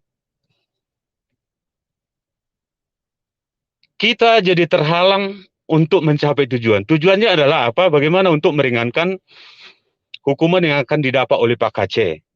Tetapi sebelum itu kita berjalan ke arah sana, di dalam udah digerogoti gitu. Dilakukan isu seperti ini, isu seperti ini, isu. Nah, saran saya kepada teman-teman YouTuber, buatlah konten untuk mendapatkan uang sebanyak-banyaknya, tapi jangan hal-hal yang seperti ini. Nah, jadi terjadi perpecahan, ada isu miring begini apa segala macam. Saya pikir itu adalah bagian atau upaya daripada pemecah belahan atas tim yang sudah dibentuk. Terus terang kalau secara jujur, kasus ini kan banyak mengandung banyak risiko yang harus kita pikir di sini. Salah satu diantaranya mungkin faktor keamanan. Keamanan itu bukan hanya untuk diri kita sendiri, tapi juga keluarga. Nah, oleh karena itu sebetulnya kalau bolehlah terjadi, jangan sampai ini kita dampingi kasus yang begini, kita dampingi, itu lebih baik. Itu sebenarnya prinsipnya. Tetapi kalau ini datang, apapun yang terjadi, kita harus hadapi ke depan. Nah, itu komitmen kami, Pak Yusuf, gitu. Nah, jadi di samping itu, tujuan untuk membela kepentingan Pak KC, kami tim juga sedang merancang begini, Pak. Kalau tetap diberlakukan keberadaan pasal 156 dan Undang-Undang Nomor 1 PNPS 1965 itu, semua YouTuber apapun yang menyangkut soal agama bisa kegulung, Pak. Nah, jadi kami membuat satu gagasan bagaimana caranya supaya tidak terjadi lagi hal-hal seperti ini. Maka langkah kami ke depan sebenarnya adalah bagaimana melakukan uji materi terhadap pasal 156 itu dan pasal-pasal yang berkaitan dengan itu. Nah, oke lah, barangkali di dalam pasal 156 itu tidak akan mungkin dihapus oleh pemerintah. Karena itu sangat riskan kalau dihapus. Tapi kami sedang mengupayakan bagaimana supaya dibikin parameter yang jelas tentang makna atau pemaknaan tentang penistaan agama. Nah, kalau kita berbicara soal penistaan agama, ini kan seperti pukat harimau, Pak. Jadi ikan paus, ikan kecil, sampai ikan teri juga masuk di dalam. Jadi penistaan agama ini sangat varian sekali perbuatan yang bisa dijaring di pasal ini. Nah, contoh, Pak, kalau kita lewat satu rumah ibadah, Pak, terus kita lewat satu rumah ibadah, ada tisu di tangan, kita lemparkan ke halaman rumah ibadah tersebut. Nah, apakah perbuatan seperti ini bisa dikatakan atau dikategorikan sebagai penistaan agama? Saya jawab bisa, Pak. Terlalu banyak bukti yang harus tentang penyelewengan atau penyimpangan-penyimpangan yang menurut kita secara orang yang mengerti soal hukum, yang mestinya itu tidak pantas dijerat dengan pasal itu, tapi dijerat. Kenapa? Karena yang dimaksud dengan penodaan agama itu selalu berkaitan dengan kekuasaan yang paling dominatif. Nah, itulah yang mempengaruhi sehingga itu bisa diberlakukan, kan begitu, Pak. Nah, jadi itulah rencana kami ke depan tadinya, bagaimana supaya pasal 156 itu atau pasal-pasal lain yang berkaitan ke sana itu dipersempit pengertiannya. Contoh, Pak, tentang penodaan agama itu. Nah, kalau pemerintah tidak mau menghapus itu, supaya dikonkretkan ya penodaan agama itu. Misalkan nih, barang siapa menyatakan agama tertentu adalah palsu atau agama yang tidak benar, baru perbuatan seperti inilah yang bisa dikategorikan sebagai penodaan agama. Nah, kira-kira gitu, Pak, rencana kami ke depan untuk penanganan kasus Pak KC ini maupun penanganan kasus di luar daripada Pak KC ini, tapi ada kaitannya supaya apa? Supaya tidak terjadi lagi kasus-kasus seperti ini di kemudian hari. Nah, jadi saran saya ya kepada hamba-hamba Tuhan atau siapapun ya, kalau belum mendapatkan informasi yang benar, tetapi kamu itu menganggap bahwa itu seolah-olah benar, saya mau bilang bahwa kamu itu adalah orang jahat dari yang jahat, gitu loh, Pak. Jadi saya pikir itu aja pernyataan dari kami, Pak Yusuf. Saya yakin kami tim semua tidak ada mengharapkan imbalan, dan kami juga yakin Pak Yusuf itu bekerja dengan hati nurani dan tidak ada suatu mengambil keuntungan dalam hal keadaan-keadaan seperti ini, gitu, Pak Yusuf. Nah, saya kira untuk sementara dari saya dengan Pak Sandi cukup sekian dulu, Pak Yusuf. Mungkin ditambahi oleh teman-teman yang lain. Baik, terima kasih Pak Joner. Ya, sebelum ke teman-teman yang lain, saya perlu sampaikan juga beberapa hal. Yang pertama, untuk diketahui oleh teman-teman, ya, jadi perjalanan dari istri dan anaknya Pak KC dari Bali ke Jakarta, ke Bareskrim, itu adalah istilahnya kami yang berjuang keras untuk supaya itu menjadi memungkinkan, ya. Artinya tadi saya sudah sebutkan bahwa saya minta kepada anak saya untuk kirimkan uang 3 juta, ya. Terus kemudian hal-hal lain lagi banyak yang kami lakukan yang yang pada saat ini saya rasa tidak perlu saya utarakan semua karena itu akan menghabiskan waktu. Kenapa saya sampaikan beberapa hal saja? Karena ini mengingat fitnah yang sangat tidak pantas. Karena diarahkan kepada kami seolah-olah kami ini mencari untung sebelum ada apapun, ya, artinya yang lain-lain memberikan tanggapan. Malam itu kami jam 11 bahkan sampai jam 12 malam kami masih mencarikan tiket Kang Febri, anak dari Pak KC, dan juga ibunya kami sedang upayakan untuk bisa segera berangkat dari Bali menuju ke Jakarta, ya. Terus kemudian setelah mereka sampai di Jakarta, mereka istrinya tinggal bersama kami karena Ya, Pak jadi Uda. ya, saya lanjutkan ya. Jadi sebelum ada satu orang pun yang istilahnya memberikan kepedulian, ya, mereka kami bawa ke rumah kami. Dan itu juga sehubungan dengan pernyataan dari Mas Febri, kalau ibunya tolong, artinya kita istilahnya kita rangkul dan kemudian kita upayakan supaya ada ketenangan, ya. Jadi istri dari Pak Kacé tinggal bersama kami selama beberapa hari, ya. Jadi ini perlu diketahui teman-teman dulu supaya jelas awalnya terjadi istilahnya perbedaan itu yang saya sudah katakan tadi setelah muncul pertanyaan dari Bapak Herbert. Nah, untuk masalah itu saya persilakan teman-teman sendiri untuk bertanya langsung kenapa kok dengan pertanyaan seperti itu mereka merasa tidak nyaman. Mereka menghindar, bahkan pada saat itu langsung mengeluarkan pernyataan ganti semua pengacara yang sudah saya tunjuk ini. Karena saya tidak mengakomodir, maka dari situlah mereka mulai mengambil langkah untuk memisahkan diri dari saya dan mereka langsung pergi dan tidak pernah begitu susah untuk diajak komunikasi, dan saya melihat cenderung untuk menghindari dan tidak ingin sama sekali ada konfirmasi atau penjelasan apapun, karena memang sehubungan dari awal istri dan anaknya Pak Kacé sendiri sudah menyatakan secara publik bahwa kamilah yang mengkoordinir, ditunjuk menjadi koordinator, ya.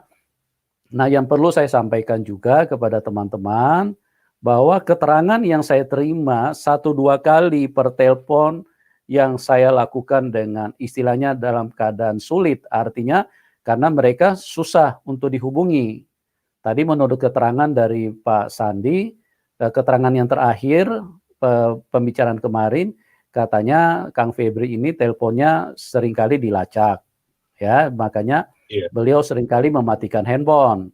Ya, saya artinya tidak mau menduga-duga terlepas benar atau tidak, itu biarlah dia sendiri yang bertanggung jawab kepada Tuhan. Ya, cuman saya merasa sebagai orang yang sudah ditunjuk dan karena saya merasa saya dibenturkan dengan semua pihak, maka saya perlu menyampaikan ini supaya semua teman-teman menjadi jelas bahwa kenyataan dengan waktu kemarin, dengan setelah upaya mungkin telepon Mas Febri lebih dari 10 kali, baru kemarin bisa direspon, baru kemarin dijawab.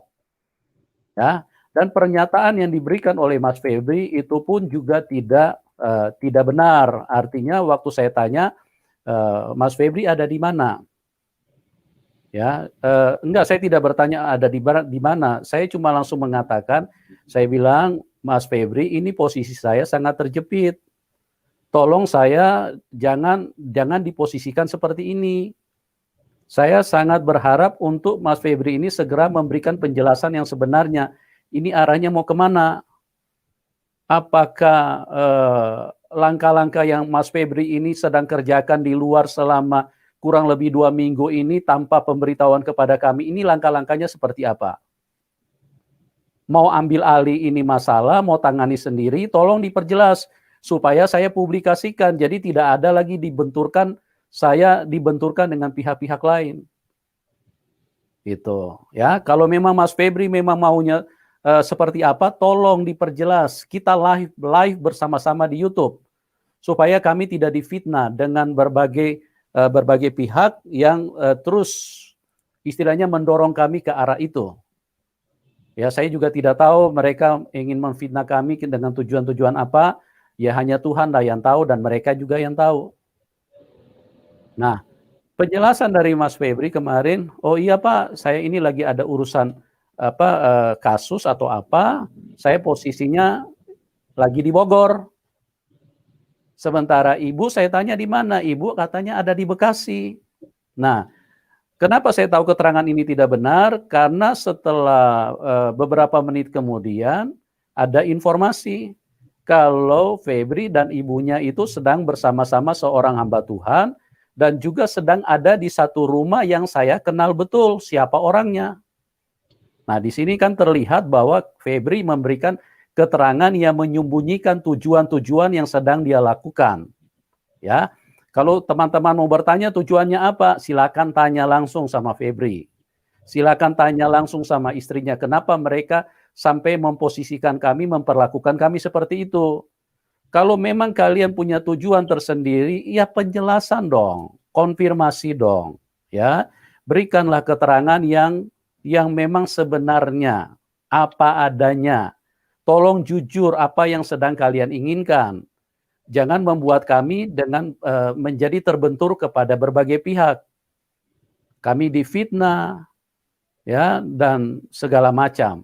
Ya, teman-teman juga sudah tahu kan, ini berita bukan berita satu rumah, ini berita nasional yang di mana-mana bisa didengar, bahkan juga di luar negeri juga sedang ditonton oleh banyak orang. Jadi silakan teman-teman kalau mau bertanya, tanya langsung kepada istrinya, tanya langsung kepada Kang Febri, kenapa dia memberikan keterangan yang tidak benar. Artinya dia sedang ada di satu rumah dengan tujuan saya tidak tahu tujuan apa, bersama seorang hamba Tuhan, yang kemudian ternyata tadi Pak Sandi sudah juga ungkapkan bahwa ada satu media, satu YouTube yang mengatakan bahwa mereka akan mencari satu pengacara yang baru. Nah, ini silakan komunikasi langsung tanyakan langsung sama istrinya, tanyakan langsung sama anaknya, kenapa mereka bisa seperti seperti itu.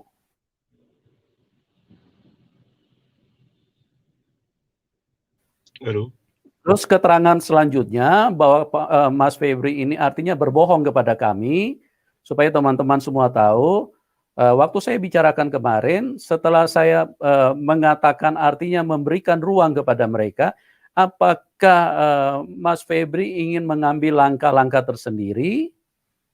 Silakan, tapi tolong diberi penjelasan, diberikan pernyataan secara publikasi supaya kami ini tidak banjir fitnah. Kami tidak banjir tekanan-tekanan yang merugikan kami. Silakan, itu tadi teman-teman pengacara juga sudah bilang, puji Tuhan kalau kami diganti. Tidak ada satu upaya pun untuk mencari keuntungan, teman-teman. Tidak ada, ya. Demi Tuhan kami tidak seperti itu. Kami tidak seperti itu, ya. Kami dengan tulus mau membantu. Bahkan saya ini menyatakan Tuhan jadi saksi. Saya sangat senang kalau diganti, kalau ditunjuk pihak lain. Karena saya punya kegiatan juga sangat padat, ya. Sampai saya punya kesehatan pun juga agak terganggu. Cuma karena over ini sudah melebihi kapasitas. Saya harus menyelesaikan tugas-tugas yang lain. Sementara saya juga harus istilahnya ditunjuk menjadi koordinator penanganan daripada kasus Pak KC. Ya, jadi si Febri mengatakan setelah saya menyampaikan itu, rupanya dia merasa wah ini memang ini yang dia tunggu-tunggu. Jadi dia langsung menyatakan, oh iya ini kelihatannya adiknya Papa, ya adiknya Papa. Tolong dengar baik-baik teman-teman ya, supaya semua menjadi jelas. Adiknya Papa kepengen menghandle, ya, mengurus sendiri ini masalah hukum. Walaupun saya tidak percaya dengan keterangan beliau, tapi saya tetap menghormati. Ya, karena menurut saya ini sangat tidak rasional, sangat tidak logik. Kenapa? Karena di mana adik papanya saat Pak KC ditangkap? Tidak ada satupun yang mengurus mereka. Ya, sampai keberangkatan mereka dari Bali ke Jakarta itu kami yang mengurusnya. Di mana yang lain gitu loh? Di mana yang namanya adik papa? Kok tiba-tiba belakangan kok adik papa mau terlibat mengurus hal seperti ini?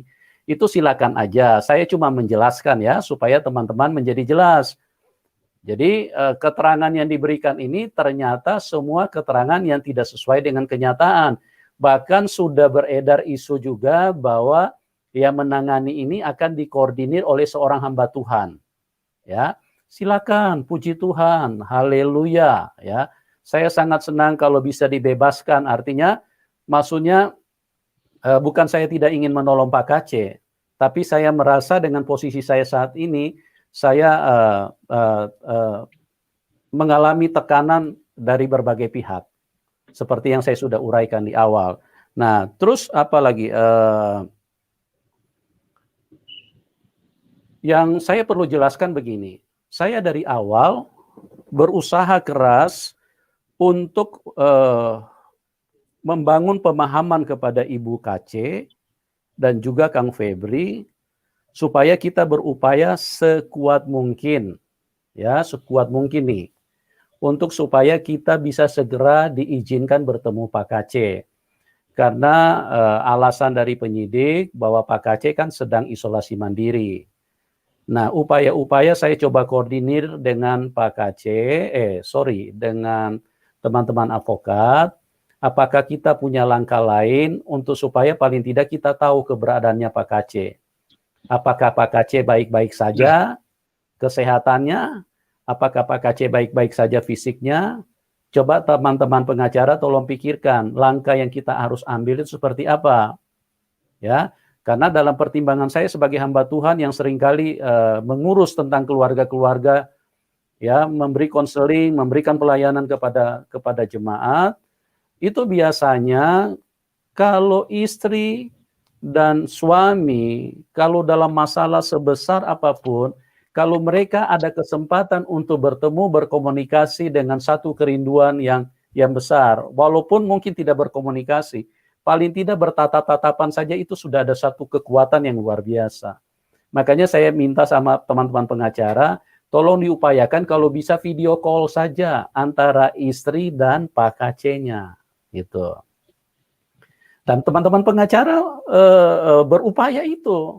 Mereka menanggapi itu dengan sungguh-sungguh. Bahkan mereka coba koordinir dengan tim penyidik supaya memfasilitasi itu. Kalau memang alasan isolasi mandiri, oke, kita hargai itu. Tapi kan kalau soal bicara per telepon, video call, kan tidak menjadi terganggu atau tidak menjadi bermasalah. Kan Pak KC berada di ruang yang berbeda. Paling tidak saling istri dan suami ini bisa pandang-pandangan saja. Nah, apa yang saya mau jelaskan di sini? Saya begitu berupaya untuk hal itu. Teman-teman pengacara begitu berupaya untuk hal itu. Tetapi istrinya Pak KC terus menghindar dan tidak mau. Ya, alasannya jangan sampai media, jangan sampai media. Saya tidak mengerti. Nanti tolong teman-teman kalau pengen tahu, tanyakan langsung sama istrinya. Ya. Menghindar. Nah, setelah saya mencermati dari awal itu kenapa beliau sudah merasa tidak nyaman berkomunikasi dengan saya, karena beliau minta pengacara yang saya tunjuk ini diganti. Tapi saya tidak mengakomodir itu, karena saya punya pertimbangan tersendiri, bahwa pengacara-pengacara yang saya tunjuk ini saya yakin mereka orang-orang yang tulus, punya integritas, kapasitas, dan lain-lain. Makanya saya memilih untuk tidak mengganti. Nah, di sinilah letak titik permasalahannya. Artinya Ibu KC dan anaknya merasa, wah, mereka punya keinginan, rupanya saya tidak bisa penuhi.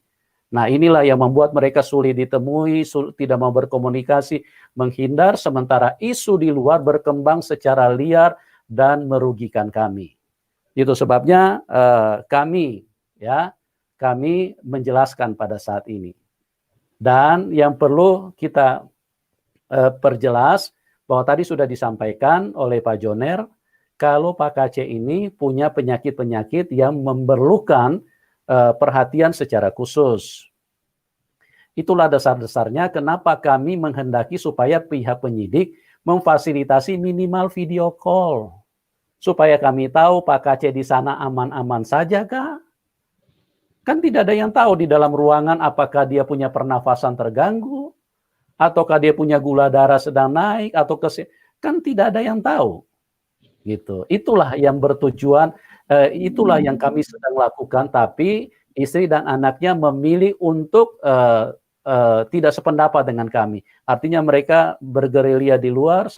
Artinya kalau kalian mau tahu kenapa mereka pilih untuk menghindar, silakan teman-teman tanya langsung kepada istri dan anaknya. Ya, jadi saya memberikan penjelasan ini karena saya merasa saya sangat tertekan dan sangat difitnah dan saya sangat istilahnya ya mungkin bahasanya apa dibilang terlalu ekstrim, tapi saya pribadi merasa saya dikorbankan dalam hal ini. Ya, oke. Sekarang kita ke Pak Martin. Silakan Pak Martin. Ya, shalom Pak Yusuf, salam Ya, teman-teman semua yang hadir Shalom. dan juga rekan-rekan pengacara ya. Saya di awal sebenarnya kurang setuju jika pembahasan ini harus dibahas secara live. Namun saya cukup memahami dan mengerti bahwa kami khususnya sebagai pengacara mempunyai reputasi dan harkat martabat yang juga harus dijaga agar informasi tidak hanya sepihak yang diterima oleh publik. Oleh karena itu, perlu kita tekankan bahwa dari awal setiap anggota yang ada di tim ini memang hadir itu karena solidaritas, bukan karena bayaran ataupun iming-iming uang. Tidak pernah satu perak pun kami terima uang, entah dari apapun, belum pernah. Jadi seharusnya terhadap pengorbanan para anggota ini, tadi sudah disampaikan bahwa masalah keamanan itu juga salah satu jadi pertimbangan terhadap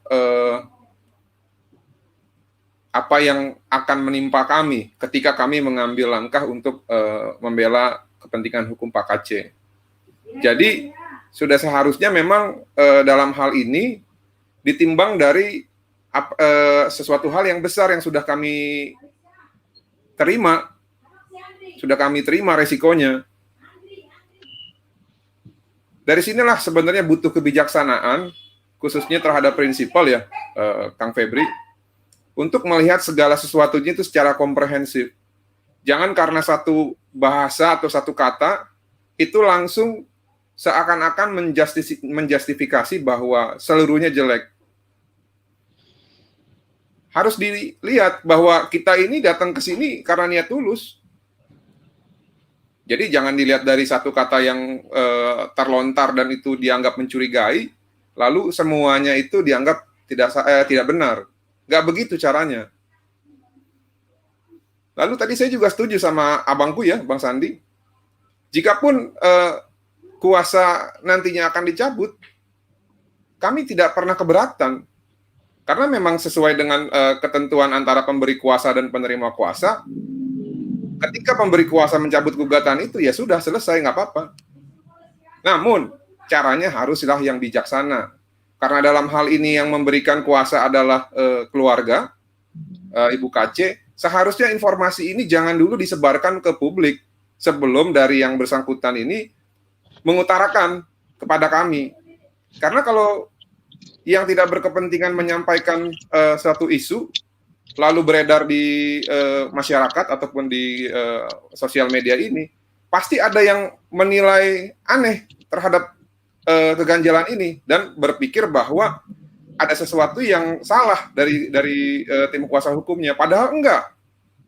Kita ini kalau bisa dibilang sudah mengorbankan waktu luang kita. Bahkan beberapa dari teman-teman itu kejar-kejaran untuk bisa menyesuaikan antara agenda pribadi untuk memenuhi kebutuhan hidup sehari-hari dan juga pembelaan hukum ini terhadap Pak KC. Jadi harus dilihat menggunakan helikopter view terhadap apa yang sudah dilakukan oleh tim kuasa hukum Pak KC. Dalam hal ini kita yang diberikan kuasa oleh istrinya. Jadi siapapun nanti tim kuasa hukumnya Pak KC, saya akan tetap mendukung. Karena goal saya satu, Pak KC, bukan yang lain. Siapapun nanti yang ditunjuk, apapun yang mereka butuhkan, entah bantuan secara support doa, atau bantuan secara sosial, segala macam, saya tetap akan mendukung. Dan saya pikir juga pasti teman-teman yang lain di tim kuasa hukum ini juga akan siap. Karena tujuan kita tuh adalah semata-mata hanya untuk solidaritas dan Pak KC. Dan kami siap tetap akan membantu Pak KC, walaupun tidak dilibatkan. Lalu, ke depan juga saya berpesan kepada teman-teman, alangkah baiknya ketika kita mengeluarkan suatu pernyataan dan informasi, hendaklah kita itu mengutamakan satu persatuan kita. Janganlah kita ketika mengeluarkan pernyataan ataupun informasi itu terkesan membuat ada keretakan, karena itu tidak baik. Apalagi jika informasi yang disampaikan itu berimplikasi terhadap degradasi terhadap nilai-nilai reputasi seseorang ataupun profesinya. Jadi saya paham betul teman-teman ini, karena sudah mati-matian merasa sudah sekuat tenaga, sekuat hati, sekuat pemikiran, tiba-tiba ada simpang siur yang beredar. Jadi kembali lagi saya tekankan bahwa adapun kami melakukan ini secara live adalah semata-mata hanya untuk menjaga reputasi kami dan harkat martabat kami agar kami tidak dinilai sebagai orang-orang yang tidak berkompeten ataupun orang-orang yang tidak jujur di dalam menangani perkara Pak KC ini. Sekian mungkin itu dari saya. Tetap semangat. Siapapun timnya nanti yang mendampingi Pak KC, mudah-mudahan Tuhan Yesus memberkati. Terima kasih. Ya, oke, baik. Kita ke Pak Albert Siagian. Selamat sore, Pak Albert. Pak Albert. Pak Albert Siagian bisa monitor? Pak Albert. Halo, Pak Albert. Ya, Pak Albert. Pak Albert bisa dengar saya? Ya, yang lain bisa dengar? Coba Pak bisa komunikasi sama Pak Albert? Beliau bisa dengar nggak? Albert. Albert Halo. Siagian. Ya, Pak Albert. Sinyalnya kayaknya kurang bagus, Pak. Ya, sinyalnya kurang bagus ya. Iya. Halo Pak Albert, bisa dengar? Lagi dihubungi Pak Sandi tuh. Ya. Pak Sintua. Ya. Oke. Jaringan katanya jelek, jaringan itu jelek. Ya. Oke. Saya lanjutkan sedikit. Nanti teman-teman coba koordinasi dengan Pak Albert. Kelihatannya dia nggak bisa Baik. dengar saya ya. Saya tambahkan dulu sedikit ya. Sambil yang lain bisa tolong telepon Pak Albert. Sudah. Jadi memang ini yang pertama, saya merasa saya dibenturkan dengan berbagai pihak, ya. Artinya dalam pengertian saya merasa saya dikorbankan, ya, dengan situasi seperti ini. Kenapa saya mengatakan seperti itu? Karena pihak keluarga, istri dan anaknya sama sekali menghindar dan tidak mau memberikan penjelasan terkait pernyataan mereka di awal yang meminta saya untuk menjadi koordinator, ya. Sementara pihak-pihak luar semuanya taunya saya. Ada apa-apa mereka carinya saya. Nah, bukan hanya ada apa-apa carinya saya, fitnahnya juga ditujukan kepada saya, seolah-olah sayalah yang mengatur semua ini.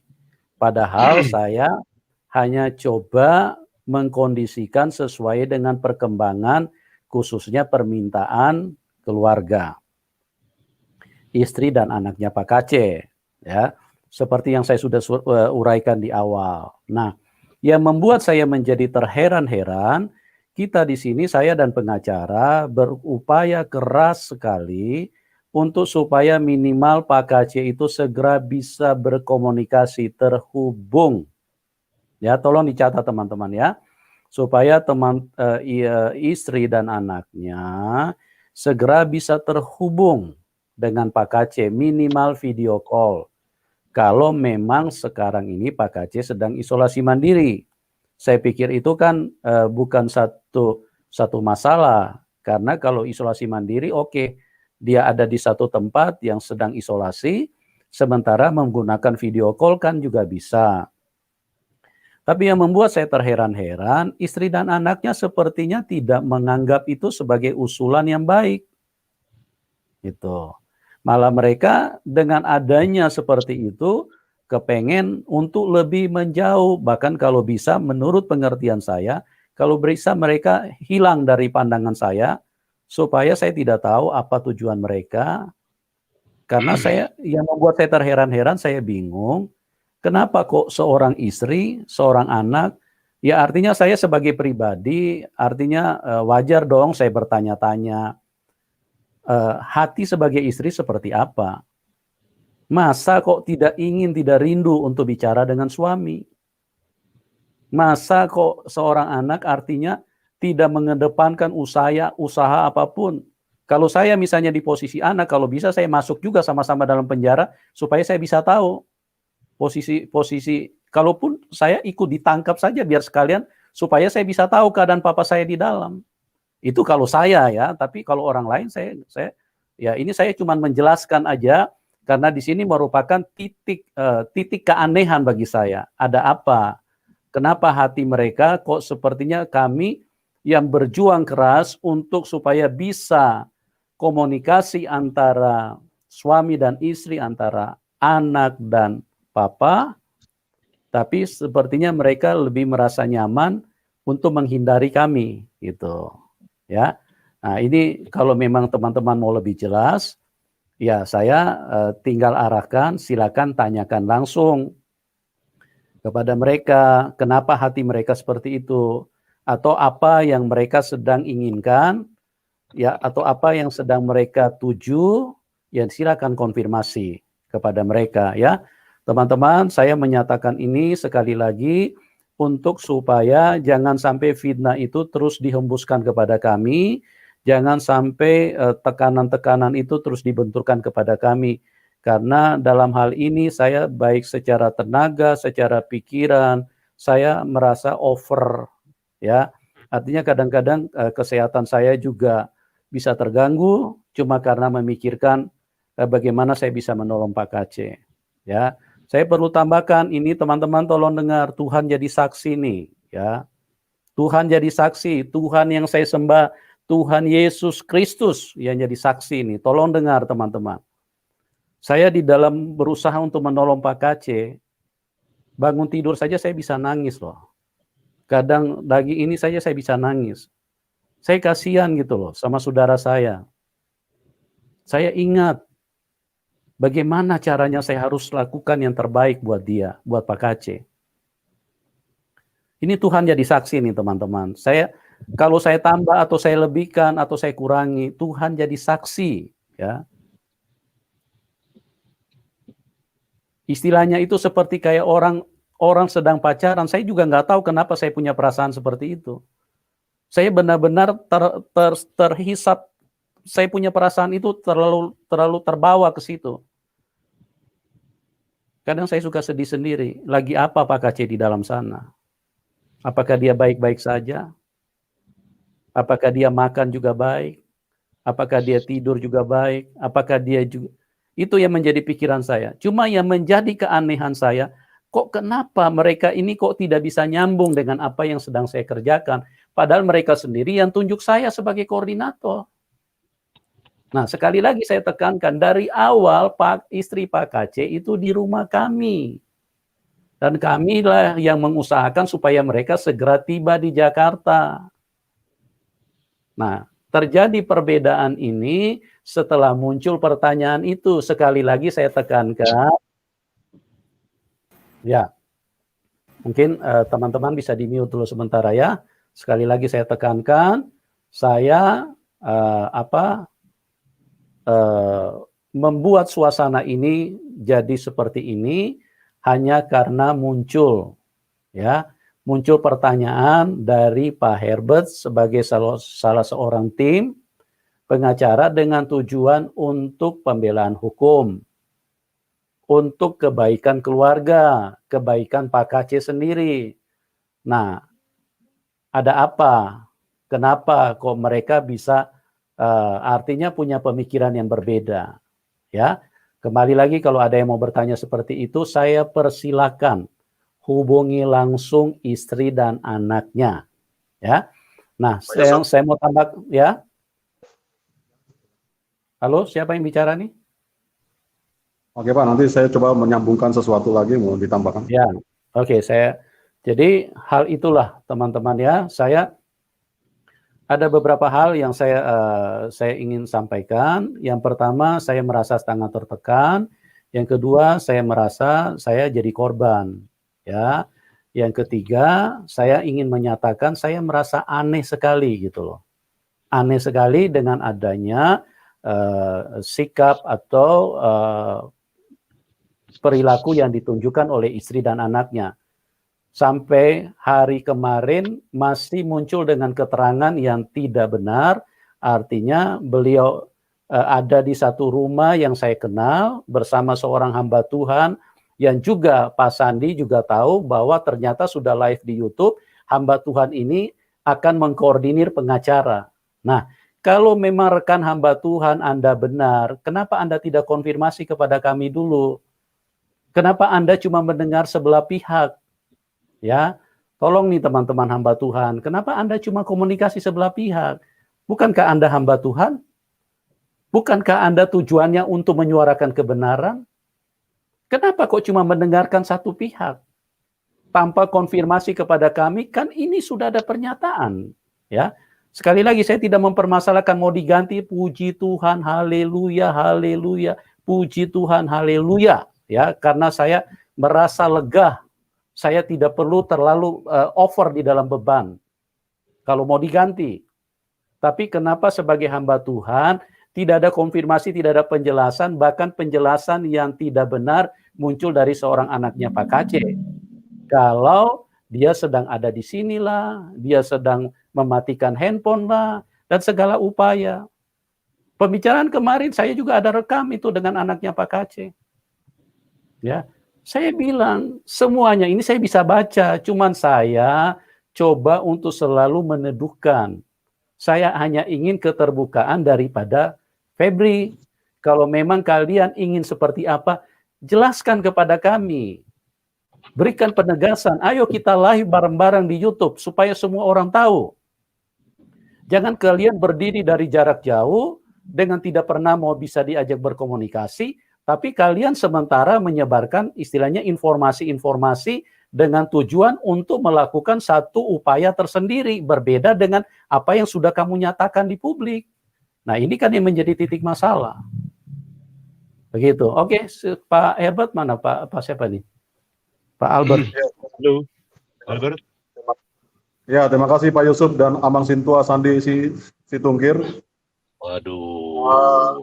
Ada kabar gembira bahwa kami sebagai kuasa hukum Pak Kace dalam hal surat kuasa yang dikuasakan kami atas nama istri dari Pak Kace telah dicabut, Pak ya.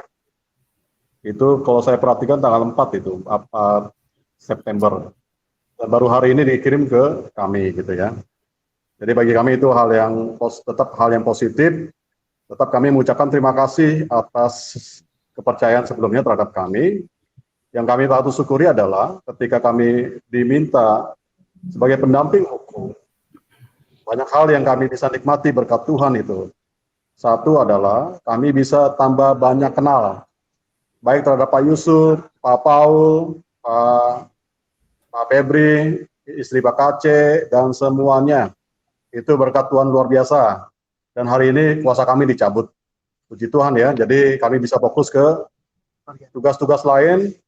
Yang hari ini saya pribadi ada 2 calon klien minta ketemu, harus menunggu saya di tempat lain, hanya gara-gara saya ingin coba tetap memprioritaskan dan atas komitmen kami, saya untuk membantu Pak Kace.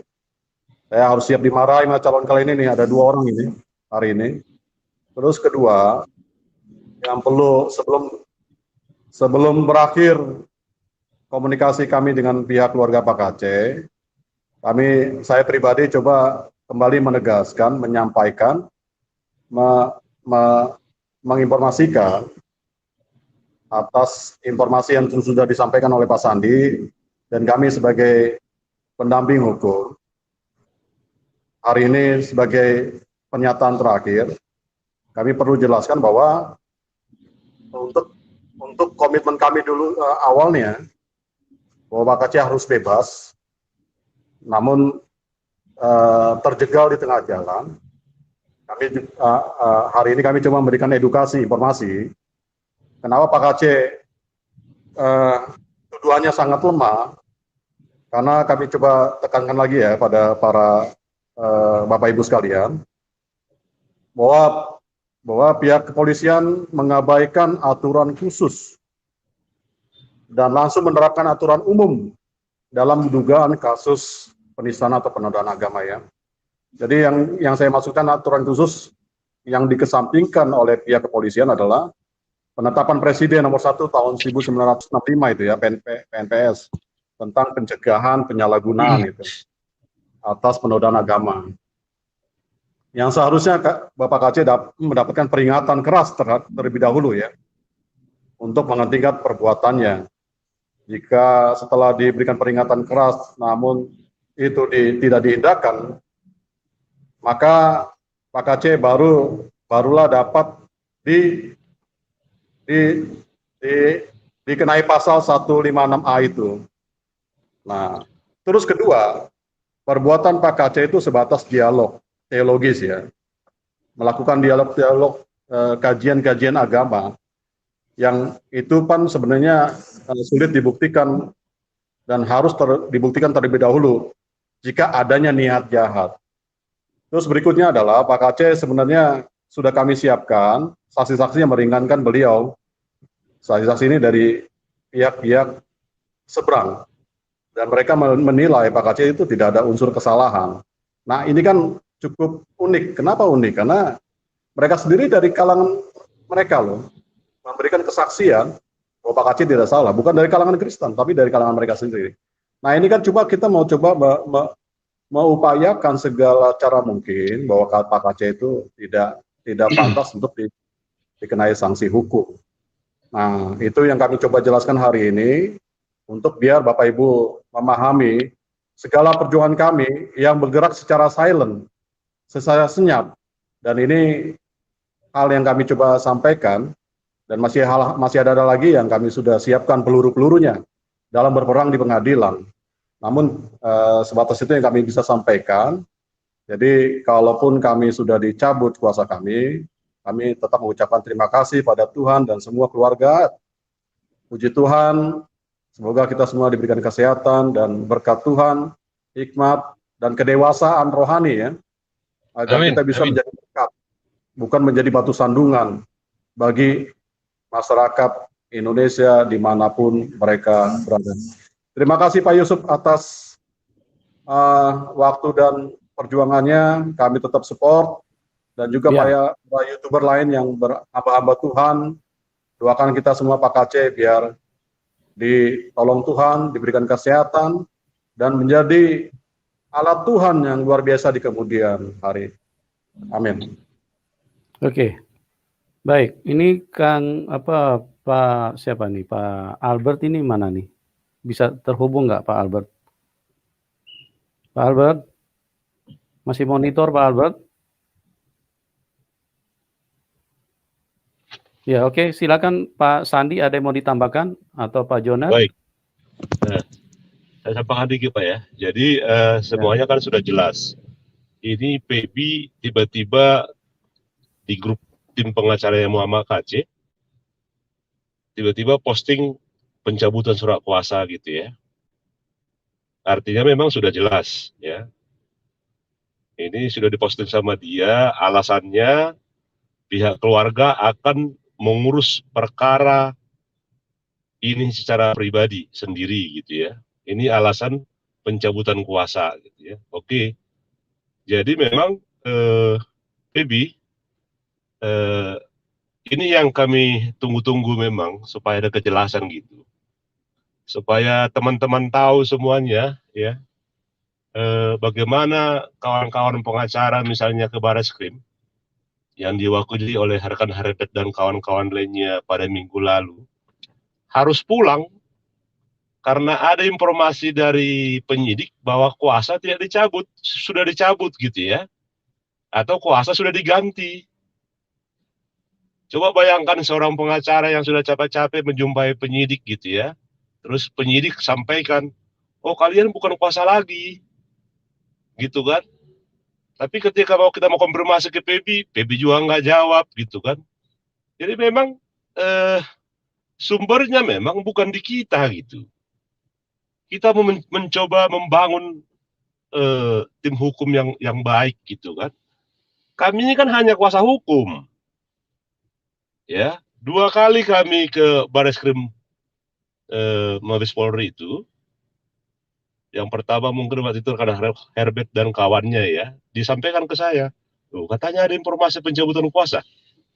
Kita coba klarifikasi ke Pak Yusuf Manubulu. Pak Yusuf Manubulu juga tidak tahu gitu kan. Kita coba komunikasi dengan Kang Febi, karena Kang Febi ada di grup ini, grup tim pengacaranya gitu, anaknya gitu kan. Tapi kita tanya nggak memberikan jawaban juga.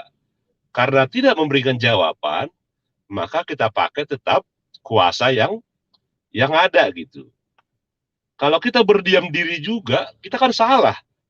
Kita belum dicabut kuasanya gitu kan. Jadi rekan-rekan sekalian, Pak Manubulu, karena ini per hari ini kita sudah diberikan, dan salah satu isi suratnya ini saya bacakan ini, dan saya bacakan ya, segala bentuk tindakan yang dilakukan oleh tim Bapak Yusuf Manubulu dan kawan-kawan setelah ditandatangani surat pernyataan ini, saya nyatakan tidak berlaku dan tidak diizinkan.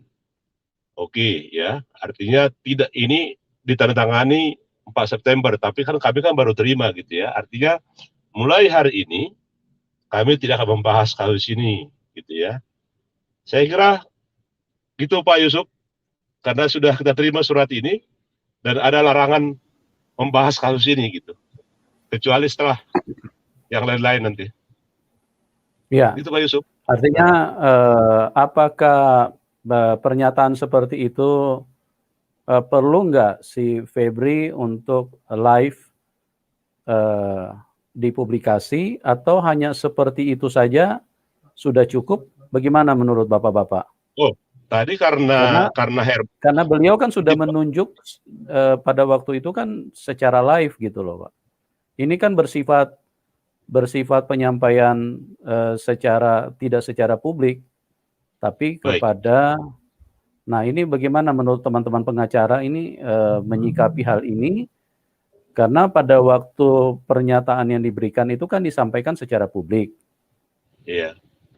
Gitu. Jadi mungkin ada pernyataan dari kedua belah pihak, penjelasan yang beliau bisa berikan, kenapa sampai beliau menarik dan mau menangani sendiri gitu loh. Artinya supaya semua menjadi clear. Bagaimana menurut Bapak? Tadi minta, tiba-tiba kan Febi kan japri saya. Saya bilang Kang Febi saja yang menyampaikan ke publik gitu ya. Jangan dikirim ke grup gitu ya. Tadi Febi sampaikan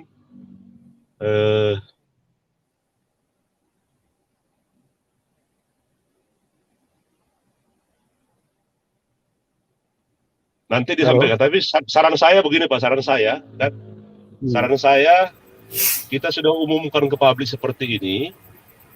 Tanggung jawab kita kan sudah selesai. Nanti silakan Bapak posting surat itu, Bapak tampilkan. Saya kira kalau misalnya si Kang Febi tidak mau menyampaikan ke publik, ya itu tanggung jawab dia gitu ya. Jadi tanggung jawab kita sudah selesai. Kita sudah sampaikan ke publik, terhitung sejak hari ini kita akan bikinkan surat ke Barreskrim untuk menyampaikan sesuai dengan surat ini bahwa kita bukan kuasa hukumnya Pak Muhammad Kacil lagi. Saya kira etikanya begitu aja Pak, karena kita kan nggak bisa juga Pak tadi ya. Baik. Untuk tampil live. Oke, kita ada teman yang bergabung ini, Bapak Fauzan. Ya. Halo. Saya pakai stepper tadi ya. Halo. Ini, saya. Halo. Ini kelihatan sinyalnya kurang.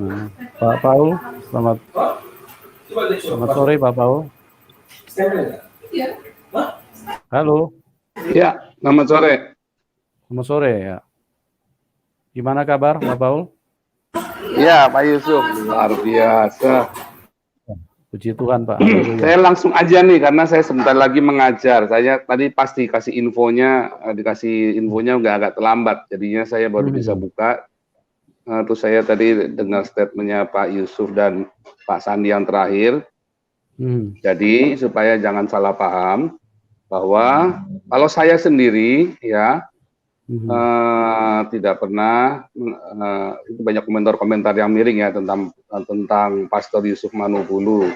Namun selalu saya bilang kalau netizen yang ada di SOM saya atau di YouTube saya itu tidak mau transfer ke Pastor Manubulu bukan karena Pastor Manubulu akan ngambil uang apa segala macam ya. Saya kira nggak ada omongan seperti itu. Tetapi memang yang dibutuhkan adalah transparan. Uang itu kemana dan untuk apa?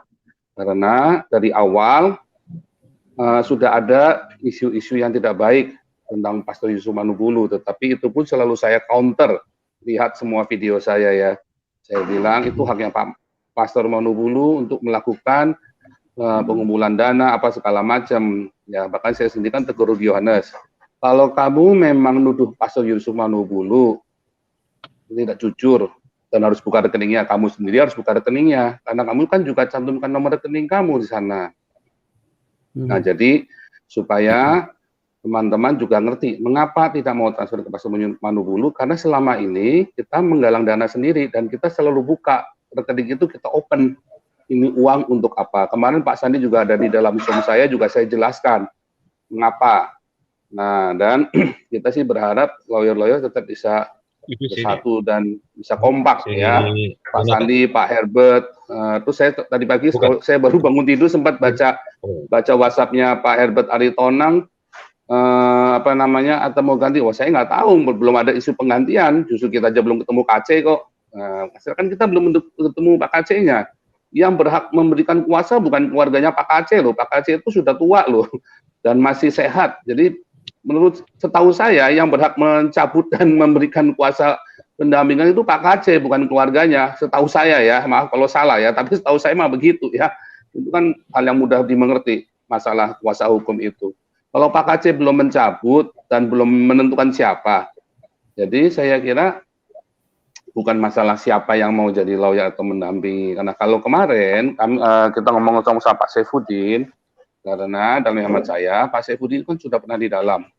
Dan beliau bisa mengubah hukuman 4 tahun itu jadi cuma 2 tahun. Ya, tentu dengan perjuangan yang gila-gilaan, saya tahu persis. Nah, dengan Pak Saifuddin saya kenal sudah cukup lama ya, sejak dari 2015 saya kenal beliau ya. Kita baptis orang sama-sama, kita pelayanan sama-sama, kita juga sudah ketemu, kita sudah segala macam. Tetapi bukan berarti terus apakah Pak Saifuddin pasti yang bisa? Belum tentu juga. Pak KC percaya kepada siapa? Itu yang paling penting.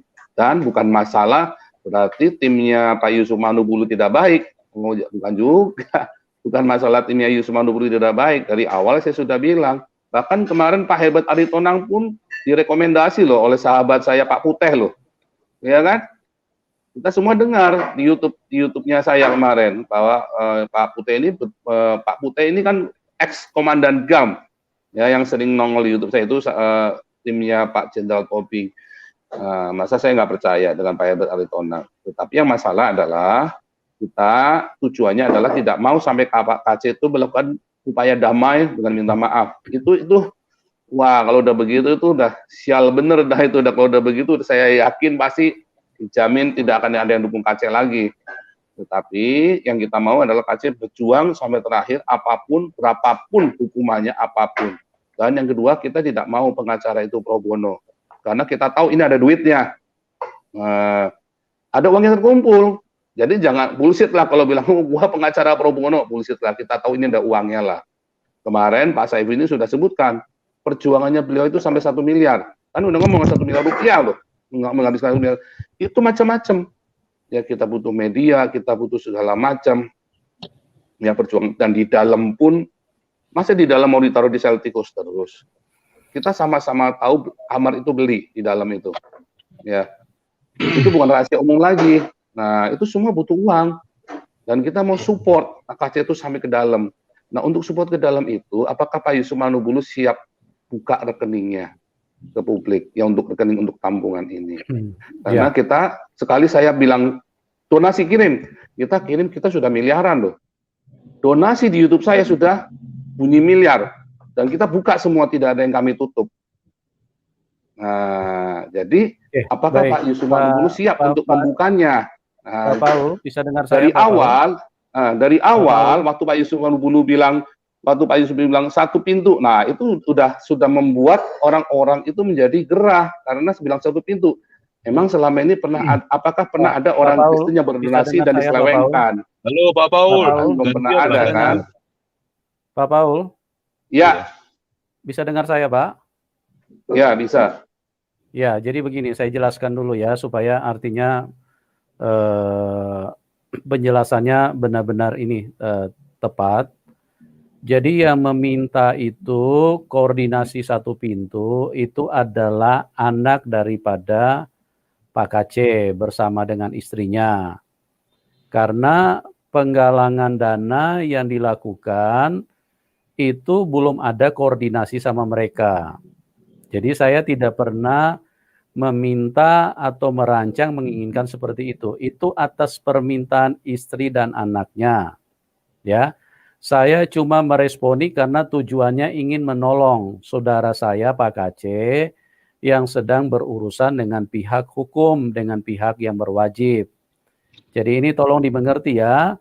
Terus masalah pengumpulan uang, kenapa belum istilahnya ada publikasinya? Karena memang saya masih menunggu dari pihak keluarga.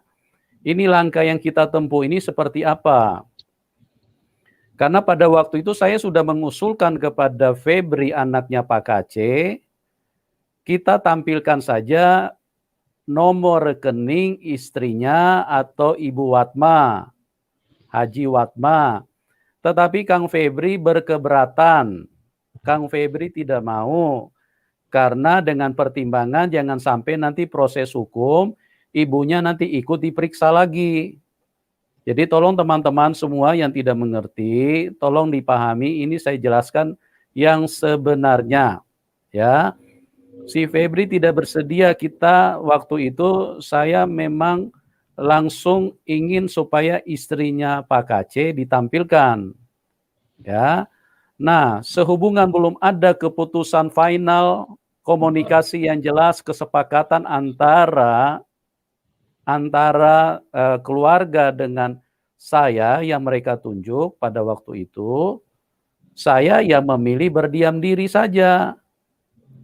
Bahkan ada beberapa teman yang mengatakan saya sepertinya lambat karena ini memang membutuhkan penanganan, memerlukan dana yang cukup besar.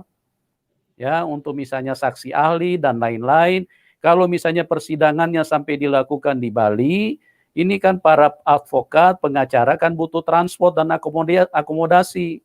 Tapi karena kesulitan saya dari pihak keluarga tidak pernah artinya selama ini bisa sehati sepikir, maka saya sampai saat ini jatuh di tengah jalan. Saya belum menampilkan, tetapi fitnah sudah berkembang secara begitu luar biasa, seolah-olah saya sembunyikan ini. Padahal saya sendiri tidak pernah menampilkan rekening karena memang belum ada kesepakatan antara keluarga mau pakai namanya siapa gitu ya.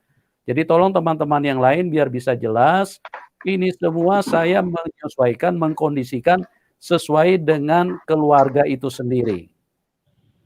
Toh kalau misalnya waktu saya live di YouTube itu kan sudah dibicarakan tadi ya di awal, Pak Yusuf sudah ngomong bolak-balik tadi ya. Nah, yang justru yang saya tanyakan kan ini belum dijawab, ya kan? Apakah nanti kalau sudah dimulai pengumpulan dana, Pak Yusuf bersedia membukanya ke publik, ya kan? Oh sudah pasti Pak, itu sudah pasti. Karena ini... yang sudah kan tidak dibuka ke publik dan bahkan terjadi keributan dengan ada dulu yang yang mana nih? Yang mana ini? Pak Paul yang mana dulu? Ini Anda bicara yang mana dulu nih? Yang sudah-sudah yang mana ini yang saya tidak buka ke publik? Emang rekening Pak Yusuf pernah dibuka ke publik? Yang memfitnah kami nih.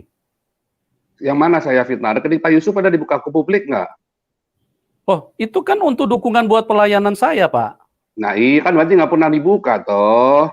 Loh, itu untuk pelayanan yang kami kerjakan. Enggak, saya tidak menyalahkan. Saya kan hanya bertanya. Saya bertanya. Iya, saya lagi nyatanya kan tidak dibuka ke kepada publik. Anda. Saya lagi menjelaskan kepada Anda, itu dukungan untuk pelayanan yang kami kerjakan. Itu saya tidak perlu Kalau kasih Pak tahu ke Pendeta, publik, Saya tidak gitu loh. butuh penjelasan itu, saya hanya tanya, selama ini rekeningnya pernah dibuka ke publik ya kan Iya, enggak, maksudnya ya kan? pertanyaan Anda itu tidak mengarah kepada hal yang Salam Pak benar, Pendeta, gitu loh. Pak Paul. Ya. Dan ini kan kemudian kan dipermasalahkan oleh Rudi Yohanes dan menjadi besar waktu kejadian ada murtadin siapa itu kan. Dan itulah yang menjadi komplain sehingga orang-orang tidak mau mendukung Pak Yusuf Manubulu. Jadi Pak Yusuf Manubulu juga tidak bisa menyalahkan Itu arahnya orang-orang bukan ke ini. situ, Pak Paul. Arahnya bukan ke Oh situ. bukan Pak Yusuf. Pak Yusuf kan bilang orang memfitnah Pak Yusuf Manubulu. Orang tidak ada yang memfitnah, orang hanya mempertanyakan. Ya, jadi Pak Artinya Yusuf Manubulu begini. juga tidak bisa memfitnah. Pak Yusuf Manubulu yang memfitnah orang-orang, karena Pak Yusuf Manubulu yang tidak terbuka, tapi Pak Yusuf Manubulu yang kemudian mengatakan orang memfitnah Pak Yusuf Manubulu. Tidak ada yang memfitnah Pak Ya, Yusuf Manubulu. sebentar Pak Paul. Esensialnya gini, sebentar. Esensialnya adalah begini ya. Kita bukan tidak percaya kepada lawyer, nggak ada yang nggak percaya sama Pak Sandi dengan Pak Herbert. Kan tadi sudah saya bilang, Pak Putes sahabat saya pun merekomendasi banget Pak Herbert Aritonang ini. Jadi bukan kita tidak percaya. Jadi itu pernyataannya Pak Yusuf Manubulu justru memfitnah orang-orang lain loh. Jadi jangan nggak boleh ngomong begitu. Yang difitnah siapa? Yang difitnah siapa? Katanya Pak Yusuf bilang orang memfitnah Pak Yusuf Manubulu, tetapi tidak ada loh YouTubers yang memfitnah Pak Yusuf Manubulu loh. Paling yang langsung cross kan langsung kan si Rudi Yohanes, ya kan? Nah, iya, tapi kan saya kan tidak pernah menyalahkan Pak Yusuf Manubulu. Nah sekarang yang kita lagi mau bicarakan, ya bukan masalah saya tidak percaya Yusuf. Saya tidak pernah statement saya tidak percaya Yusuf Manubulu loh. Saya statement karena rekeningnya Pak Yusuf Manubulu selama ini tidak dibuka rekeningnya, dan di kami selalu dibuka, dan orang-orang yang donatur di tempat kami selalu terbiasa dengan rekening yang dibuka. Makanya donatur kami memilih jalan kita nunggu sampai kita ketemu Pak Kacek. Pak Kaceknya belum diketemuin. Sebentar Pak Yusuf. Pak Yusuf kan tadi kan sudah ngomong 2 jam. Saya cuma mau ngomong 5 menit belum selesai. Enggak, sebentar. Saya jelaskan karena pembicaraan. Jadi saya boleh begini, Pak Paul ya. Pak Yusuf Manubulu kan bertanya, Pak masa difitnah. Iya, nah, sekarang saya tanya Pak Yusuf Manubulu, siapa yang memfitnah Pak Yusuf Manubulu? Iya, ini ya. Bukan, ini kan kita mau mencari solusi. Tapi Pak Yusuf Manubulu saya baru bertanya, belum mengklarifikasi nih. Pak Yusuf Manubulu sudah merasa diserang Pak nih. Anda mengatakan jangan merasa diserang. Gini loh. Kan Pak Yusuf Manubulu tadi bilang, para YouTubers lain memfitnah Pak Yusuf Manubulu, hamba-hamba Tuhan lain, siapa hamba Tuhan siapa yang memfitnah Pak Yusuf Manubulu? Nah, kan saya baru bertanya. Siapa aja yang melakukan itu, silakan. Kalau Anda merasa tersinggung, enggak tersinggung, saya cuma nanya. Saya kan tuh malah tersinggung lah. Ini masa diserang lagi Pak Yusuf Manubulu. Saya kan bertanya. Orang yang melakukan itu, Pak Paul, orang yang melakukan itu, silakan aja mereka yang menyadari sendiri. Saya tidak perlu mengatakan siapa orangnya. Karena ini kan publikasi. Pak Yusuf. Gitu loh. Jadi Pak Yusuf Manubulu, setahu saya tidak ada hamba Tuhan yang memfitnah Pak Yusuf Manubulu. Kalaupun ada informasi yang tidak benar, nah itu kan kita harus cross check. Karena saya sampai sekarang aja anaknya Pak Kacece belum bisa saya hubungin, sampai tadi malam pun belum bisa dihubungin. Jadi jangan sampai statementnya Pak Yusuf Manubulu pun mengundang fitnah buat hamba Tuhan yang lain. Nah, karena nanti setiap kali orang mau bicara, oh pasti ini mau fitnah Yusuf Manubulu nih. Nah, kan nggak enak juga kan. Kalau saya sama nggak urusan gitu. Saya nggak urusan orang mau bilang apa tentang saya gitu loh. Yang saya masalahkan adalah kita ini mau tolong KKC. Jangan sampai terus kita saling menyerang. Bahkan di YouTube saya orang yang serang Yusuf Manubulu pun saya tegur loh. Nggak boleh lu serang Yusuf Manubulu loh. Kemarin pun sudah ada omongan-omongan yang tidak baik tentang Yusuf Manubulu. Oh, nanti di YouTube tidak boleh bicara tidak baik tentang Yusuf Manubulu karena dia kawan kita. Nah, tapi sebaliknya juga saya minta Pak Yusuf Manubulu tidak boleh bicara yang tidak baik tentang YouTubers yang lain. Gitu, karena nanti ini akan memecah. Ini akan digunakan oleh orang Islam ya untuk menjadi bahan mereka. Nah, itu jangan. Nah, kali ini masalah KC, ya KC-nya aja belum ketemu. Jadi kalau tadi Pak Herbert Aritonang nanya ke saya pagi-pagi, saya bilang Saya mau jawab, belum sempat tapi ya. Nah, ini saya baru selesai, sebenarnya baru sarapan saya ini. KC-nya aja belum ketemu. Jadi nggak ada yang namanya pecat diganti, nggak diganti. Bahkan anaknya Pak KC pun tidak berhak untuk mengganti. Begitu loh. Paul Jang, jadi yang izin bicara. Tadi kalian ngomong 2 jam, saya ngomong belum 5 menit. Bukan. Bentar, yang ranahnya kami biar kami menjelaskan, jangan Pak Paul Jang gitu. Itu maksudnya. Saya enggak. Kan kalian tadi sudah menjelaskan. Tadi statement kalian juga bilang bahwa kalian KC-nya aja belum ketemu. Kalian sudah ketemu Pak KC belum kan? Jadi kalian juga jangan merasa kecil hati juga. Bentar dulu, bahwa KC akan mengganggu kalian. Saya nggak pernah kecil hati ya. Ingatkan begini ya. Kami menghormati keputusan Menteri Hukum dan HAM terkait dengan isolasi mandiri gitu ya. Kami menghormati itu. Bayangkan saja kalau kami tabrak-tabrak itu, kan? Apalagi stigma yang muncul kepada Pak KC, pengacaranya Pak KC tidak ikut taat aturan gitu kan? Kami hormatin itu. Kami ketemu Wadir Cyber gitu ya. Kami minta penjelasan. Kami ketemu itu kan sudah dijelaskan kemarin, kita juga sudah memaklumi 14 hari. Jadi tidak ada yang menyalahkan kalian juga. Pak Paul, kasih kesempatan dulu Pak Sandi. Kan sudah ngomong dari tadi Pak Sandi, kan yang Pak Sandi ngomong. Kan ngomong yang tadi saya udah dengar. Kasih kesempatan dulu. Bukan nih, yang Pak Sandi ngomong itu sudah dibicarakan di Zoom saya, dan kita juga tidak ada yang menyalahkan. Pak Paul, jangan jelaskan porsi kami, gitu. Porsi kami adalah menjelaskan. Enggak, saya nggak ada urusannya dengan porsinya lawyer. Saya bukan lawyer dan kalaupun makanya jangan ada bahasa-bahasa kan. Jangan kecil hati lah, apalah jangan bahasa itu munculkan gitu. Kan tadi bilang ucap syukur, terima kasih kalau nggak jadi pengacaranya KC segala macam. Jangan, itu namanya kecil hati. Kalau bukan kecil hati namanya apa? Enggak, saya nggak pernah kecil hati. Demi Tuhan, saya nggak pernah kecil hati. Enggak. Dan kalau saya seperti itu berarti itulah iman saya gitu. Tapi teman-teman jangan menilai tim hukum ini seperti yang tadi malam itu, kan? Yang di acaramu itu. Yang mapan? Gitu. Yang mana? Loh, yang mendegradasi tim hukum misalnya belum bisa ketemu lah, belum ada surat kuasa lah. Nggak ada, kita tidak pernah menyalahkan. Loh, kalau belum ada surat kuasa, kita juga, masa kalian nggak tahu bahwa yang berhak memberikan kuasa itu bukan keluarganya, tapi KC-nya. Yang berhak memberikan surat kuasa, yang memberikan surat kuasa untuk pembelaan advokasi itu KC, bukan keluarganya. Paul Jang, apa urusan mau mencampuri ini gitu? Udah, Pak Ketua, Pak Sandi, Pak Paul. Mohon jangan kayak gitu loh. Kalian itu disuruh kalian komunikasi antar YouTuber itu nggak pada mau gitu. Tapi ketika ada tim hukum kalian degradasi.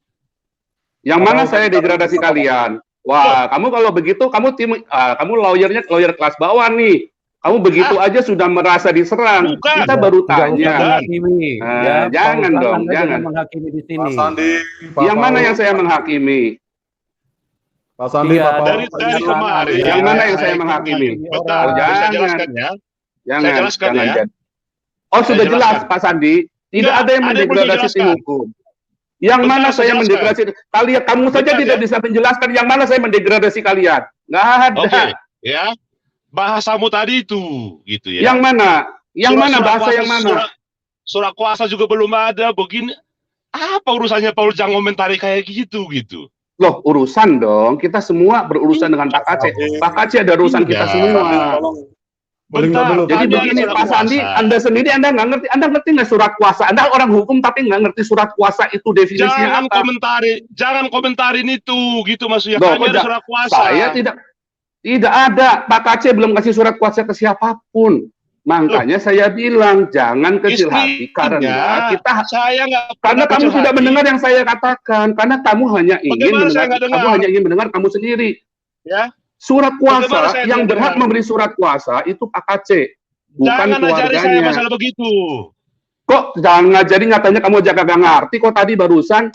Bagaimana? Kamu pegang surat kuasa dari KC enggak? Kamu pegang surat kuasa dari Pak KC enggak? Istrinya Pak Muhammad KC sudah berikan kuasa. Nggak bisa loh, Pak KC masih sehat. Mana bisa? Nggak bisa. Istrinya Pak KC, kalau Pak KC-nya masih sehat, tidak bisa memberi kuasa apapun. Jangan buat statement kayak gitu. Ya, jangan buat Pak statement KC-nya kayak masih gitu. sehat, ya. Pak KC belum diketemui. Iya, Jadi kita maksudnya terlalu gini dini loh, untuk maksudnya. bicara. Dan Kita tidak ada yang berusaha mengambil bicara alih. proporsional. Anda itu Kita bukan ahli proporsional. hukum. Proporsional, maka komentarilah pelayananmu. Jangan komentari surat kuasa, gitu maksudnya. Sudah Pak Paul. Kenapa Pak tidak Sandi. boleh? Pak Paul, Pak Sandi. Jangan komentari surat kuasa. Oh, boleh Pak Sandi. dong. Boleh Kok dong. boleh dong? Oh, Pak Sandi, Pak saya ini orang yang ngerti hukum. Saya bukan lawyer, tetapi Anda saya kan tahu hanya persis. bersimpati. Kamu Anda bersimpati. pegang surat kuasa dari KC, nggak? Udah itu saja. Kamu Saya punya hak surat apa atas kuasa. KC? Izin Pak. Saya Izin, kuasa Pak. istrinya. Saya Nah, sudah ketemu nah, sama istrinya. Saya sudah Izin, ketemu Pak. sama anaknya. Iya, tetapi Dua-duanya. KC-nya belum. Itu yang saya bilang loh. Jadi jangan kecil hati. Enggak, Karena bukan. biar Pak KC yang menentukan. Jangan komentari yang bukan Jangan urusanmu. sampai kamu tidak nangkap yang saya maksud. Kamu tuh lawyer, tapi Saya kamu tidak nangkap yang saya maksud. sekali. Bagaimana Izin kamu? Pak. Izin Pak. Paul Jang Kamu nggak urusan nangkap. pelayanan Pak, rohani. ini Pak. Mau Ini salah satu yang pihak mengalah ya. nonton banyak Pak. Mohon maaf Oh, Pak. mau. Kalau bisa mengalah dulu dikit. Bukan. Untuk urusan yang Enggak, tadi. kawan-kawan ini harus tersampaikan. Uruslah yang menjadi proporsinya dia, Pak gitu Sandi. ya. Pak Sandi. Ya. Dari kemarin saya Oh, bilang, kami tidak mau urusin uang. Tapi Pak Sandi. serangan-serangan. Kamu Apalagi- benar-benar nggak mau terima uang. Kamu mau janji sama Tuhan, Bukan. kamu nggak terima uang serupiah pun. Ah iya, Bukan. jangan mau uang. Kami yang kumpulin dana buat Bukan. Pak Aceh. Kita yang akan Silakan. kumpulin dana dan kita punya hak Silakan, saya bilang. untuk bertanya. Silakan. Saya kemarin bilang Ini nggak ada silakan. urusannya. Anda Silakan. lawyer, tapi Anda sendiri yang saya omongkan aja Anda nggak Nah. ngerti bagaimana Anda menjadi lawyer yang benar. Silakan Waduh. Paul Jang kumpulkan dana untuk orang lain, silakan gitu. Ya. Tapi ya kami ini tim pengacara gitu ya. Tim pengacara. Dari awal saya bilang kami akan fokus kepada pembelaannya Pak KC. Itu mah sudah Silakan, bolak-balik bentar dibilangin dulu. di Zoom saya juga sudah dibilangin. Yang Sudah sekarang kan? jadi Sudah saya masalah bilangin. adalah biarlah Pak KC menentukan siapa yang menjadi lawyernya. Siapa Percaya yang dia kami itu. percaya. Sudah Pak Percaya Sandi. kami silakan. Pak Sandi, Nah, Pak Paul. iya, terus masalahnya di mana? Saya bilang Loh, begitu. Masalahnya karena Paul Jang mencampuri segala hal gitu. Kok Jangan mencampuri campuri segala hal? Belum lagi mencampuri. Sekarang Kalau Anda kalian mau membicarakan fokus- YouTubers lain. Sekarang saya tanya, apa saya undang kamu ke YouTube saya? Saya nggak pernah undang kalian ke YouTube saya. Kalian datang sendiri loh. Enggak, Ya saya toh? diundang. Iya, saya nggak undang kalian. teman-temanmu. Kenal kalian aja saya kagak kenal. Iya, saya nggak kenal. Mana ada saya suruh undang lawyernya Pak Aceh? Pak Paul, Nggak saya ada. mau ngomong sama Pak Paul nih. Pak Nggak Paul. ada. Pak Paul. Ya, Pak Herbert. Oke, salam semuanya, damai sejahtera semua. Jangan ini memang Oh, jam sore damai. jam malam. Kita cuma damai. Langsung, Jangan bilang Pak nggak Paul. damai. Kita hanya bilang Yusuf Anubulu jangan mendeskripsikan YouTubers lain. Pak Paul. Sebab kami pun Saya tidak berusaha pernah demikian ke Yusuf mendeskripsikan. Anubulu. Anda jangan Jadi jangan membuat bilang. pernyataan yang tidak benar. Loh tadi barusan Saya- katanya mau diputar Saya ulang tidak YouTube-nya kan masih ada tuh Gini di live di loh, Pavel juga ini Anda ini sekarang. paham bahasa Indonesia enggak? Gini loh, ya. Kalau saya menyebutkan per orang per nama, itu berarti saya menjelekan atau mendegradasi mereka. Saya cuma mengatakan kalau ada YouTuber yang melakukan itu. Jadi Halo? tolong kalau kalian tidak mengerti, Ya, jadi saya coba jangan ulangin mengeluarkan lagi. pernyataan seperti itu, gitu loh. Silakan Pak Herbert. Tapi pulsa. Halo? Ya, silakan Halo, Pak Pak. Herbert. Iya, saya cukup cukup sering mengikuti siarannya Pak Paul. Justru Pak Paul sebenarnya memberikan semacam pernyataan yang positif terhadap Pak Yusuf nih. Malah kalau saya nilai sifatnya membela dan juga terhadap tim kuasa hukum. Jadi tolonglah tetap kita bersikap positif, menyampaikan sesuatu juga yang lebih sejuk gitu ya. Apalagi ini kan sudah ditonton banyak orang ini ya. Tapi saya memang bisa, saya mendengar langsung Pak Paul tuh memberikan apresiasi terhadap Pak Yusuf. Pak Yusuf juga pernah memberikan apresiasi terhadap Pak Paul. Ya sudahlah. Soal tadi ada perbedaan, kita lebih baik kita diskusikan secara internal saja.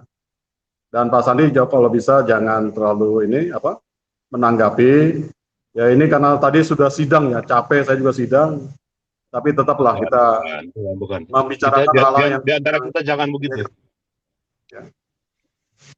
Oke, Ya. lanjut Pak Yusuf. Jadi begini ya yang dimaksud. Makanya jangan dipotong dulu. Saya ngomong belum selesai, jangan dipotong dulu. Nanti enggak kalian jadi salah paham.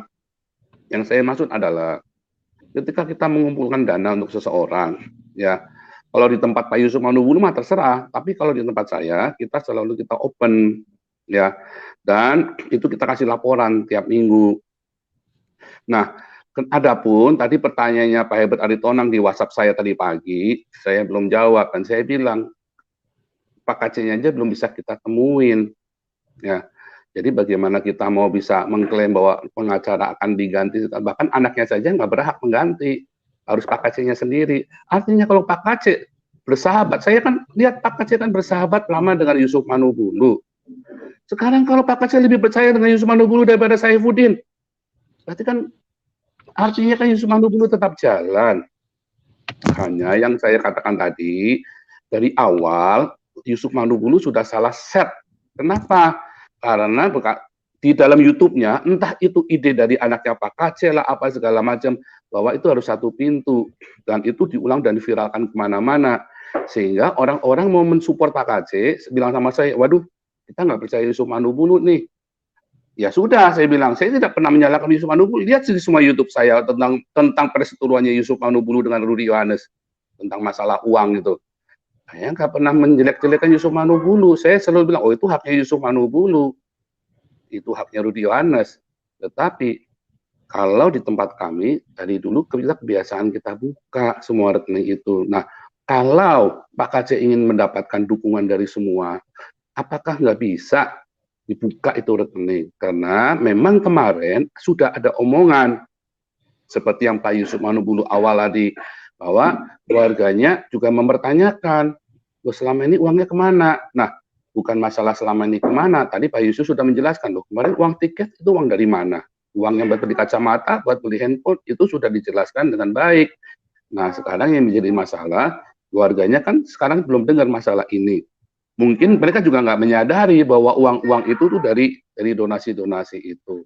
Kemarin Pak Saifuddin sudah menyatakan sudah ada masuk ke rekening beliau 26 juta, ya kan? Dan ada beberapa yang mau transfer ke saya bilang nanti dulu, sudah ada yang transfer 1 juta, tapi dia bilang dari Eropa itu ya 100 euro ke 100 euro. Saya bilang nanti dulu, sebab kalau saya nyimpan uang banyak-banyak di sini kena pajak juga kita pusing.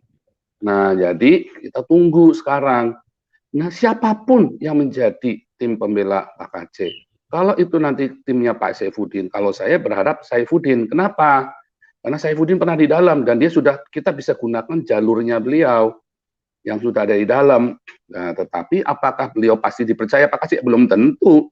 Kalau Pak KC percaya Yusuf Manubulu, nah sekarang saya datang ke sini, makanya saya bilang masuk ke StreamYard supaya jangan menjadi fitnah, makanya jangan dipotong kalau saya ngomong. Nah, Pak Yusuf Manubulu kalau nanti bikin, jangan bilang satu pintu, karena tidak semua orang cocok dengan Yusuf Manubulu, tidak semua orang cocok dengan si Rudy Yohanes, tidak semua orang cocok dengan saya. Kita masing-masing kita punya donatur, dan donatur ini yang terbiasa dengan gayanya kita. Nah, sekarang supaya netral, nanti kalau sampai Pak KC percaya Yusuf Manubulu, bisa nggak itu dibuka rekening itu, supaya donatur kami pun bisa support. Kalau enggak ya kita tetap jalan sendiri, kita akan berusaha bantu sebisanya. Dan nanti kita tunggu sampai Pak KC bisa dihubungin. Jadi saya kira yang tujuan saya ini mau masuk untuk mengklarifikasi bahwa jangan sampai ada orang berpikir Yusuf Manubulu jelek. Nah, tetapi kan malah diserang kan. Kenapa? Karena kalian tidak siap untuk diserang. Orang kalau sudah berdiri jadi YouTubers, kalian harus siap untuk diserang dengan cara apapun. Disalahpahami, Ya, jadi gini, Pak tapi Paul, jangan Pak pernah Paul gini. mendiskreditkan orang lain. Apalagi tadi Pak Yusuf Manubulu bilang, itu Pak Yusuf Manubulu tadi sudah bilang loh, ini ada hamba Tuhan, jadi bukan akan loh, sudah ada. Itu bisa diputar YouTube-nya, makanya tadi bilang, Pak ini harus masuk, kalau enggak nanti Pak Yusuf dikeroyok lagi. Dan nanti akhirnya dipakai bahan bakar sama orang Islam ini buat bikin YouTube cari konten lagi. Jadi statement-statement itu pun kita jaga statement-statement itu Pak Yusuf Manubulu supaya jangan tambah orang-orang lain jadi nggak bersimpati dan akhirnya nggak nolong Aceh. Yang saya harapkan jangan sampai orang nggak bersimpati terus nggak nolong Aceh. Udahlah nggak usah tolong dah, ditambah ruwet. Barusan ada seorang senior ya, seorang ahli hukum lah, saya nggak bilang orangnya, ini senior banget. Sampai bilang kok jadi kisruh begitu, sampai WhatsApp ke saya pribadi. Saya mau kasih saran nggak jadi Pak. Aduh, saya bilang sayang sekali ya, cuman gara-gara kisruh doang. Jadi jangan sampai kisruh. Masalah ini belum sampai tuntas. Makanya kemarin saya stop semua omongan negatif tentang Yusuf Manubulu. Saya bilang jangan ada omongan negatif tentang Yusuf Manubulu, nggak boleh. Tidak boleh, walaupun ada banyak yang tidak cocok, tetapi tidak cocok itu belum tentu benar, toh. Yang Yusuf Manubulu belum tentu salah, yang mereka pun belum tentu benar, tapi belum tentu Yusuf Manubulu juga benar. Anggap aja ini kritik. Jangan merasa diserang juga, biasa aja lagi. Kita ini YouTuber sudah biasa begitu. Orang, saya bukan YouTubers itu artinya orang yang hidupnya dari YouTube. Saya hidupnya tidak dari YouTube, ya. Konten saya memang banyak viewernya, tetapi saya tidak hidup dari YouTube. Saya hidup dari kerjaan saya setiap hari. Jadi itu bukan YouTubers. Tapi kalau saya sudah tampil di YouTube, kita harus sudah siap dengan semua kritikan dan semua cemoohan orang. Nggak usah lebay, nggak usah kita tuh kayak merasa gimana, cukup. Sebab nanti akan menambah panas, nanti orang tadi mau bantu KC jadi nggak jadi, begitu loh yang saya maksud.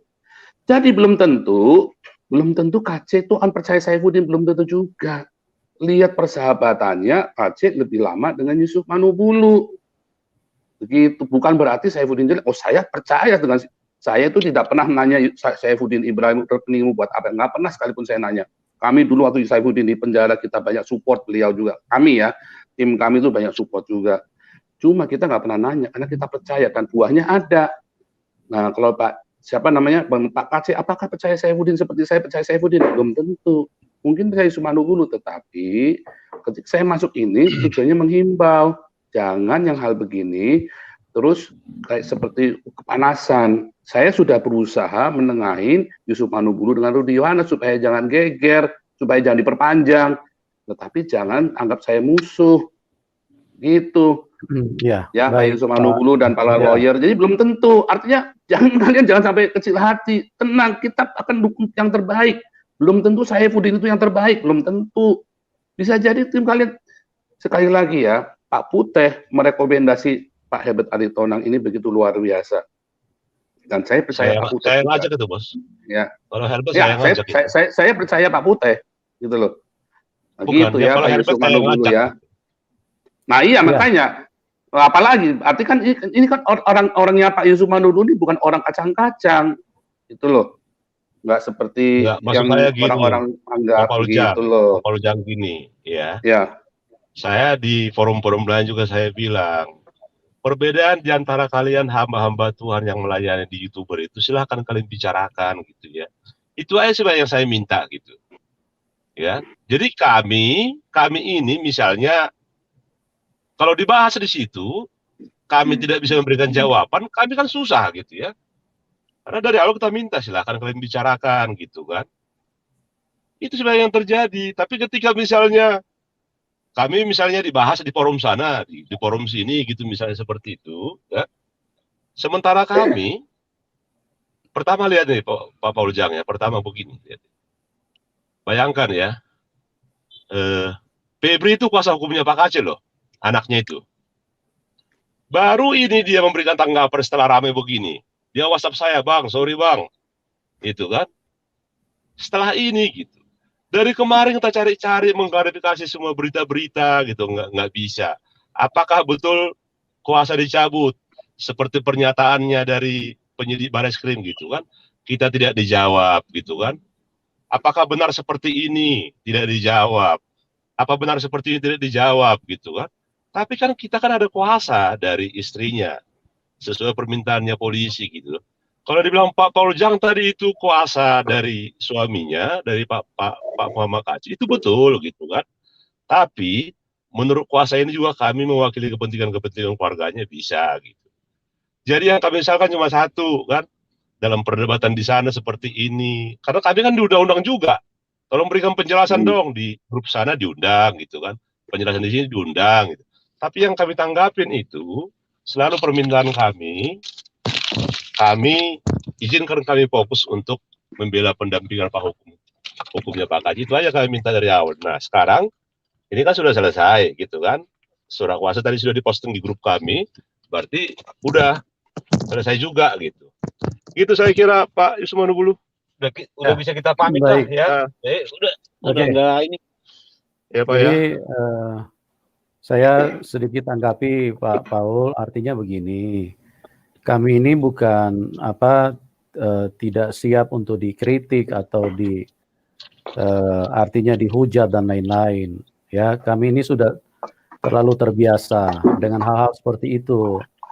Cuman dalam rangka untuk menjelaskan kondisi pada saat ini, makanya kami live, kami memberikan keterangan-keterangan tentang kondisi bagaimana yang kami jalani selama ada permintaan istri dan anaknya. Jadi soal mau masalah apa tidak menerima itu Anda salah. Artinya kami mau dibilang apapun, kami ini sudah terbiasa, kami ini hamba Tuhan, apalagi kami hadir ini di media sosial seperti di YouTube ya. Kami silakan orang mau bicara apa saja, bahkan Anda juga tahu seperti kayak yang Anda sebutkan tadi, bagaimana dia menghujat, menghina, memfitnah dan segala macam. Tapi satu pun saya menganggap saya tidak perlu membalas orang seperti itu. Karena yang saya jaga ini adalah kebenaran firman. Firman Tuhan ingin supaya diketahui dan dilihat oleh semua orang. Bukan perdebatan, bukan pertentangan, bukan kesalahpahaman itu yang ingin dilihat. Yang Tuhan inginkan supaya firman-Nya itu bisa tersampaikan kepada orang lain. Makanya saya tidak menjawab apapun. Tetapi ini masalah kuasa yang sudah diserahkan kepada saya di awal, inilah yang membuat saya harus memberikan klarifikasi. Selanjutnya mengenai masalah uang, kalau pengumpulan dana itu untuk orang lain, itu semuanya bersifat terbuka. Tapi kalau untuk dukungan pelayanan buat pelayanan kami, yaitu sifatnya pribadi. Artinya, silakan yang tergerak silakan, yang tidak tergerak silakan, apalagi yang cuma banyak ngomong. Nah, itu maksud kami seperti itu, Pak. Jadi saya harus memberikan penjelasan juga supaya tidak ada yang salah menangkap. Kalau masalah dukungan untuk pelayanan kami, ya itu artinya untuk pelayanan kami. Saya tidak perlu menyatakan itu di publikasi karena itu kan ada hal-hal yang menjadi pertimbangan, ya. Sama dengan misalnya pendapatan pribadi atau dukungan pribadi buat Pak Pausang, itu haknya Pak Pausang. Saya tidak pernah minta uang dari YouTube buat pribadi saya, Pak. Jadi saya tidak perlu silakan. menyatakan. Itu hak beda, Anda. Ya. Anda tidak mau meminta, silakan. Saya juga itu tidak menyalahkan Pak Yusuf dan Rudi. Cuman tadi kalau nanti untuk Pak KC, saya harap sih jangan bilang satu pintu lagi karena itu statement yang seakan-akan mau dibisniskan Pak KC ini. Itu tanggapan orang, Pak. Semua begitu, Pak. Semua langsung respon, Pak. Begitu Yusuf Manubulu keluarin video itu, wah ini mau dagang nih. Semua begitu, Pak. Dan saya langsung bilang, kita nggak bisa salahkan Yusuf Manubulu. Kita belum tahu, ketemu KC-nya aja belum. Dari kemarin kan saya bilang, ketemu KC aja belum. Iya, betul. Jadi kita nggak bisa. Tapi memang tidak bijaksana kalau bilang satu pintu sekalipun itu statement dari anaknya. Harusnya Pak Yusuf Manubulu bilang, oh itu nggak baik tuh yang begitu, jangan. Karena nanti orang akan memikir saya akan membisniskan KC. Jadi penjelasannya seperti ini Pak Paul. Begini penjelasannya. Artinya begini. Sedangkan sudah ada suara dari anaknya pun sampai sekarang saya belum melakukan itu, belum melakukan penggalangan secara publikasi. Dan ini artinya saya menyatakan kepada semua orang bahwa bukan uang menjadi fokus daripada apa yang saya lakukan saat ini, tetapi bagaimana saya dengan tim pengacara yang sudah ada itu hanya sedang fokus untuk supaya Pak KC ini segera mendapatkan hal-hal yang diperlukan, hal-hal yang dia butuhkan. Artinya minimal ada keringanan kalau toh memang tidak bisa dibebaskan. Itu yang sedang kita fokuskan. Kalau misalnya ada pandangan orang-orang yang mengatakan seolah-olah saya mencari keuntungan, inilah yang saya jelaskan saat ini bahwa saya sekalipun sudah diberikan otoritas dari pihak keluarga untuk melakukan itu, sampai saat ini kan Pak Paul kan bisa dengar sendiri, saya belum pernah melakukan itu. Karena saya masih menunggu hal-hal selanjutnya, bagaimana kesepakatan dan yang terbaik buat untuk Pak KC itu sendiri. Begitu ya, supaya semuanya menjadi jelas gitu. Oke? Pak. Nah, itu makanya kemarin saya bilang sama si Saifuddin Ibrahim, kalau kita mau galang dana, memang buat KC di luar Yusuf Manubulu, anaknya harus ngomong lagi. Karena ini sudah terlanjur menjadi monopoli Yusuf Manubulu. Kesannya seperti itu. Takutnya nanti kita dibilang kita mau menyalahgunakan. Nah, jadi mungkin ada baiknya ya Pak Yusuf Manubulu, Pak Saifuddin ketemu sama anaknya KC bareng-bareng supaya jangan salah paham. Sebab itu nanti akan menjadi masalah. YouTubers-YouTubersnya ini juga nanti yang lain salah paham, dia ngomong apa yang mereka tahu. Nongol kagak berani, kalau saya gini sekali ya langsung saya samperin. Supaya jelas, supaya orang semua dengar. Supaya publik ini juga dengar. Bukannya kita omong-omongin di belakang terus kita tusuk dari belakang sesama kita, jangan. Tapi kita langsung ngomong, ketemu. Itu loh Pak. Mungkin begitu kali ya saran saya. Ini saya udah terlambat 2 menit, saya harus mengajar sekarang. Oke. God bless you semuanya ya. Oke. God bless you. Oke, terima kasih Pak Paul. Oke, teman-teman, mungkin kita sampai di sini dulu. Ya, saya Pak Sandi masih bisa dengar saya? Kita udah bisa Pak. Jadi sudah bisa. saya juga mau saya juga ini pamit ya Pak ya. Oke, baik. Terima kasih. Intinya ya, gimana Pak? Intinya begini Pak Yusuf, kalau kita dituduh orang melakukan sesuatu, padahal sesuatu itu yang buruk tidak kita lakukan, itu artinya bahwa kita akan diberkati Tuhan, itu aja.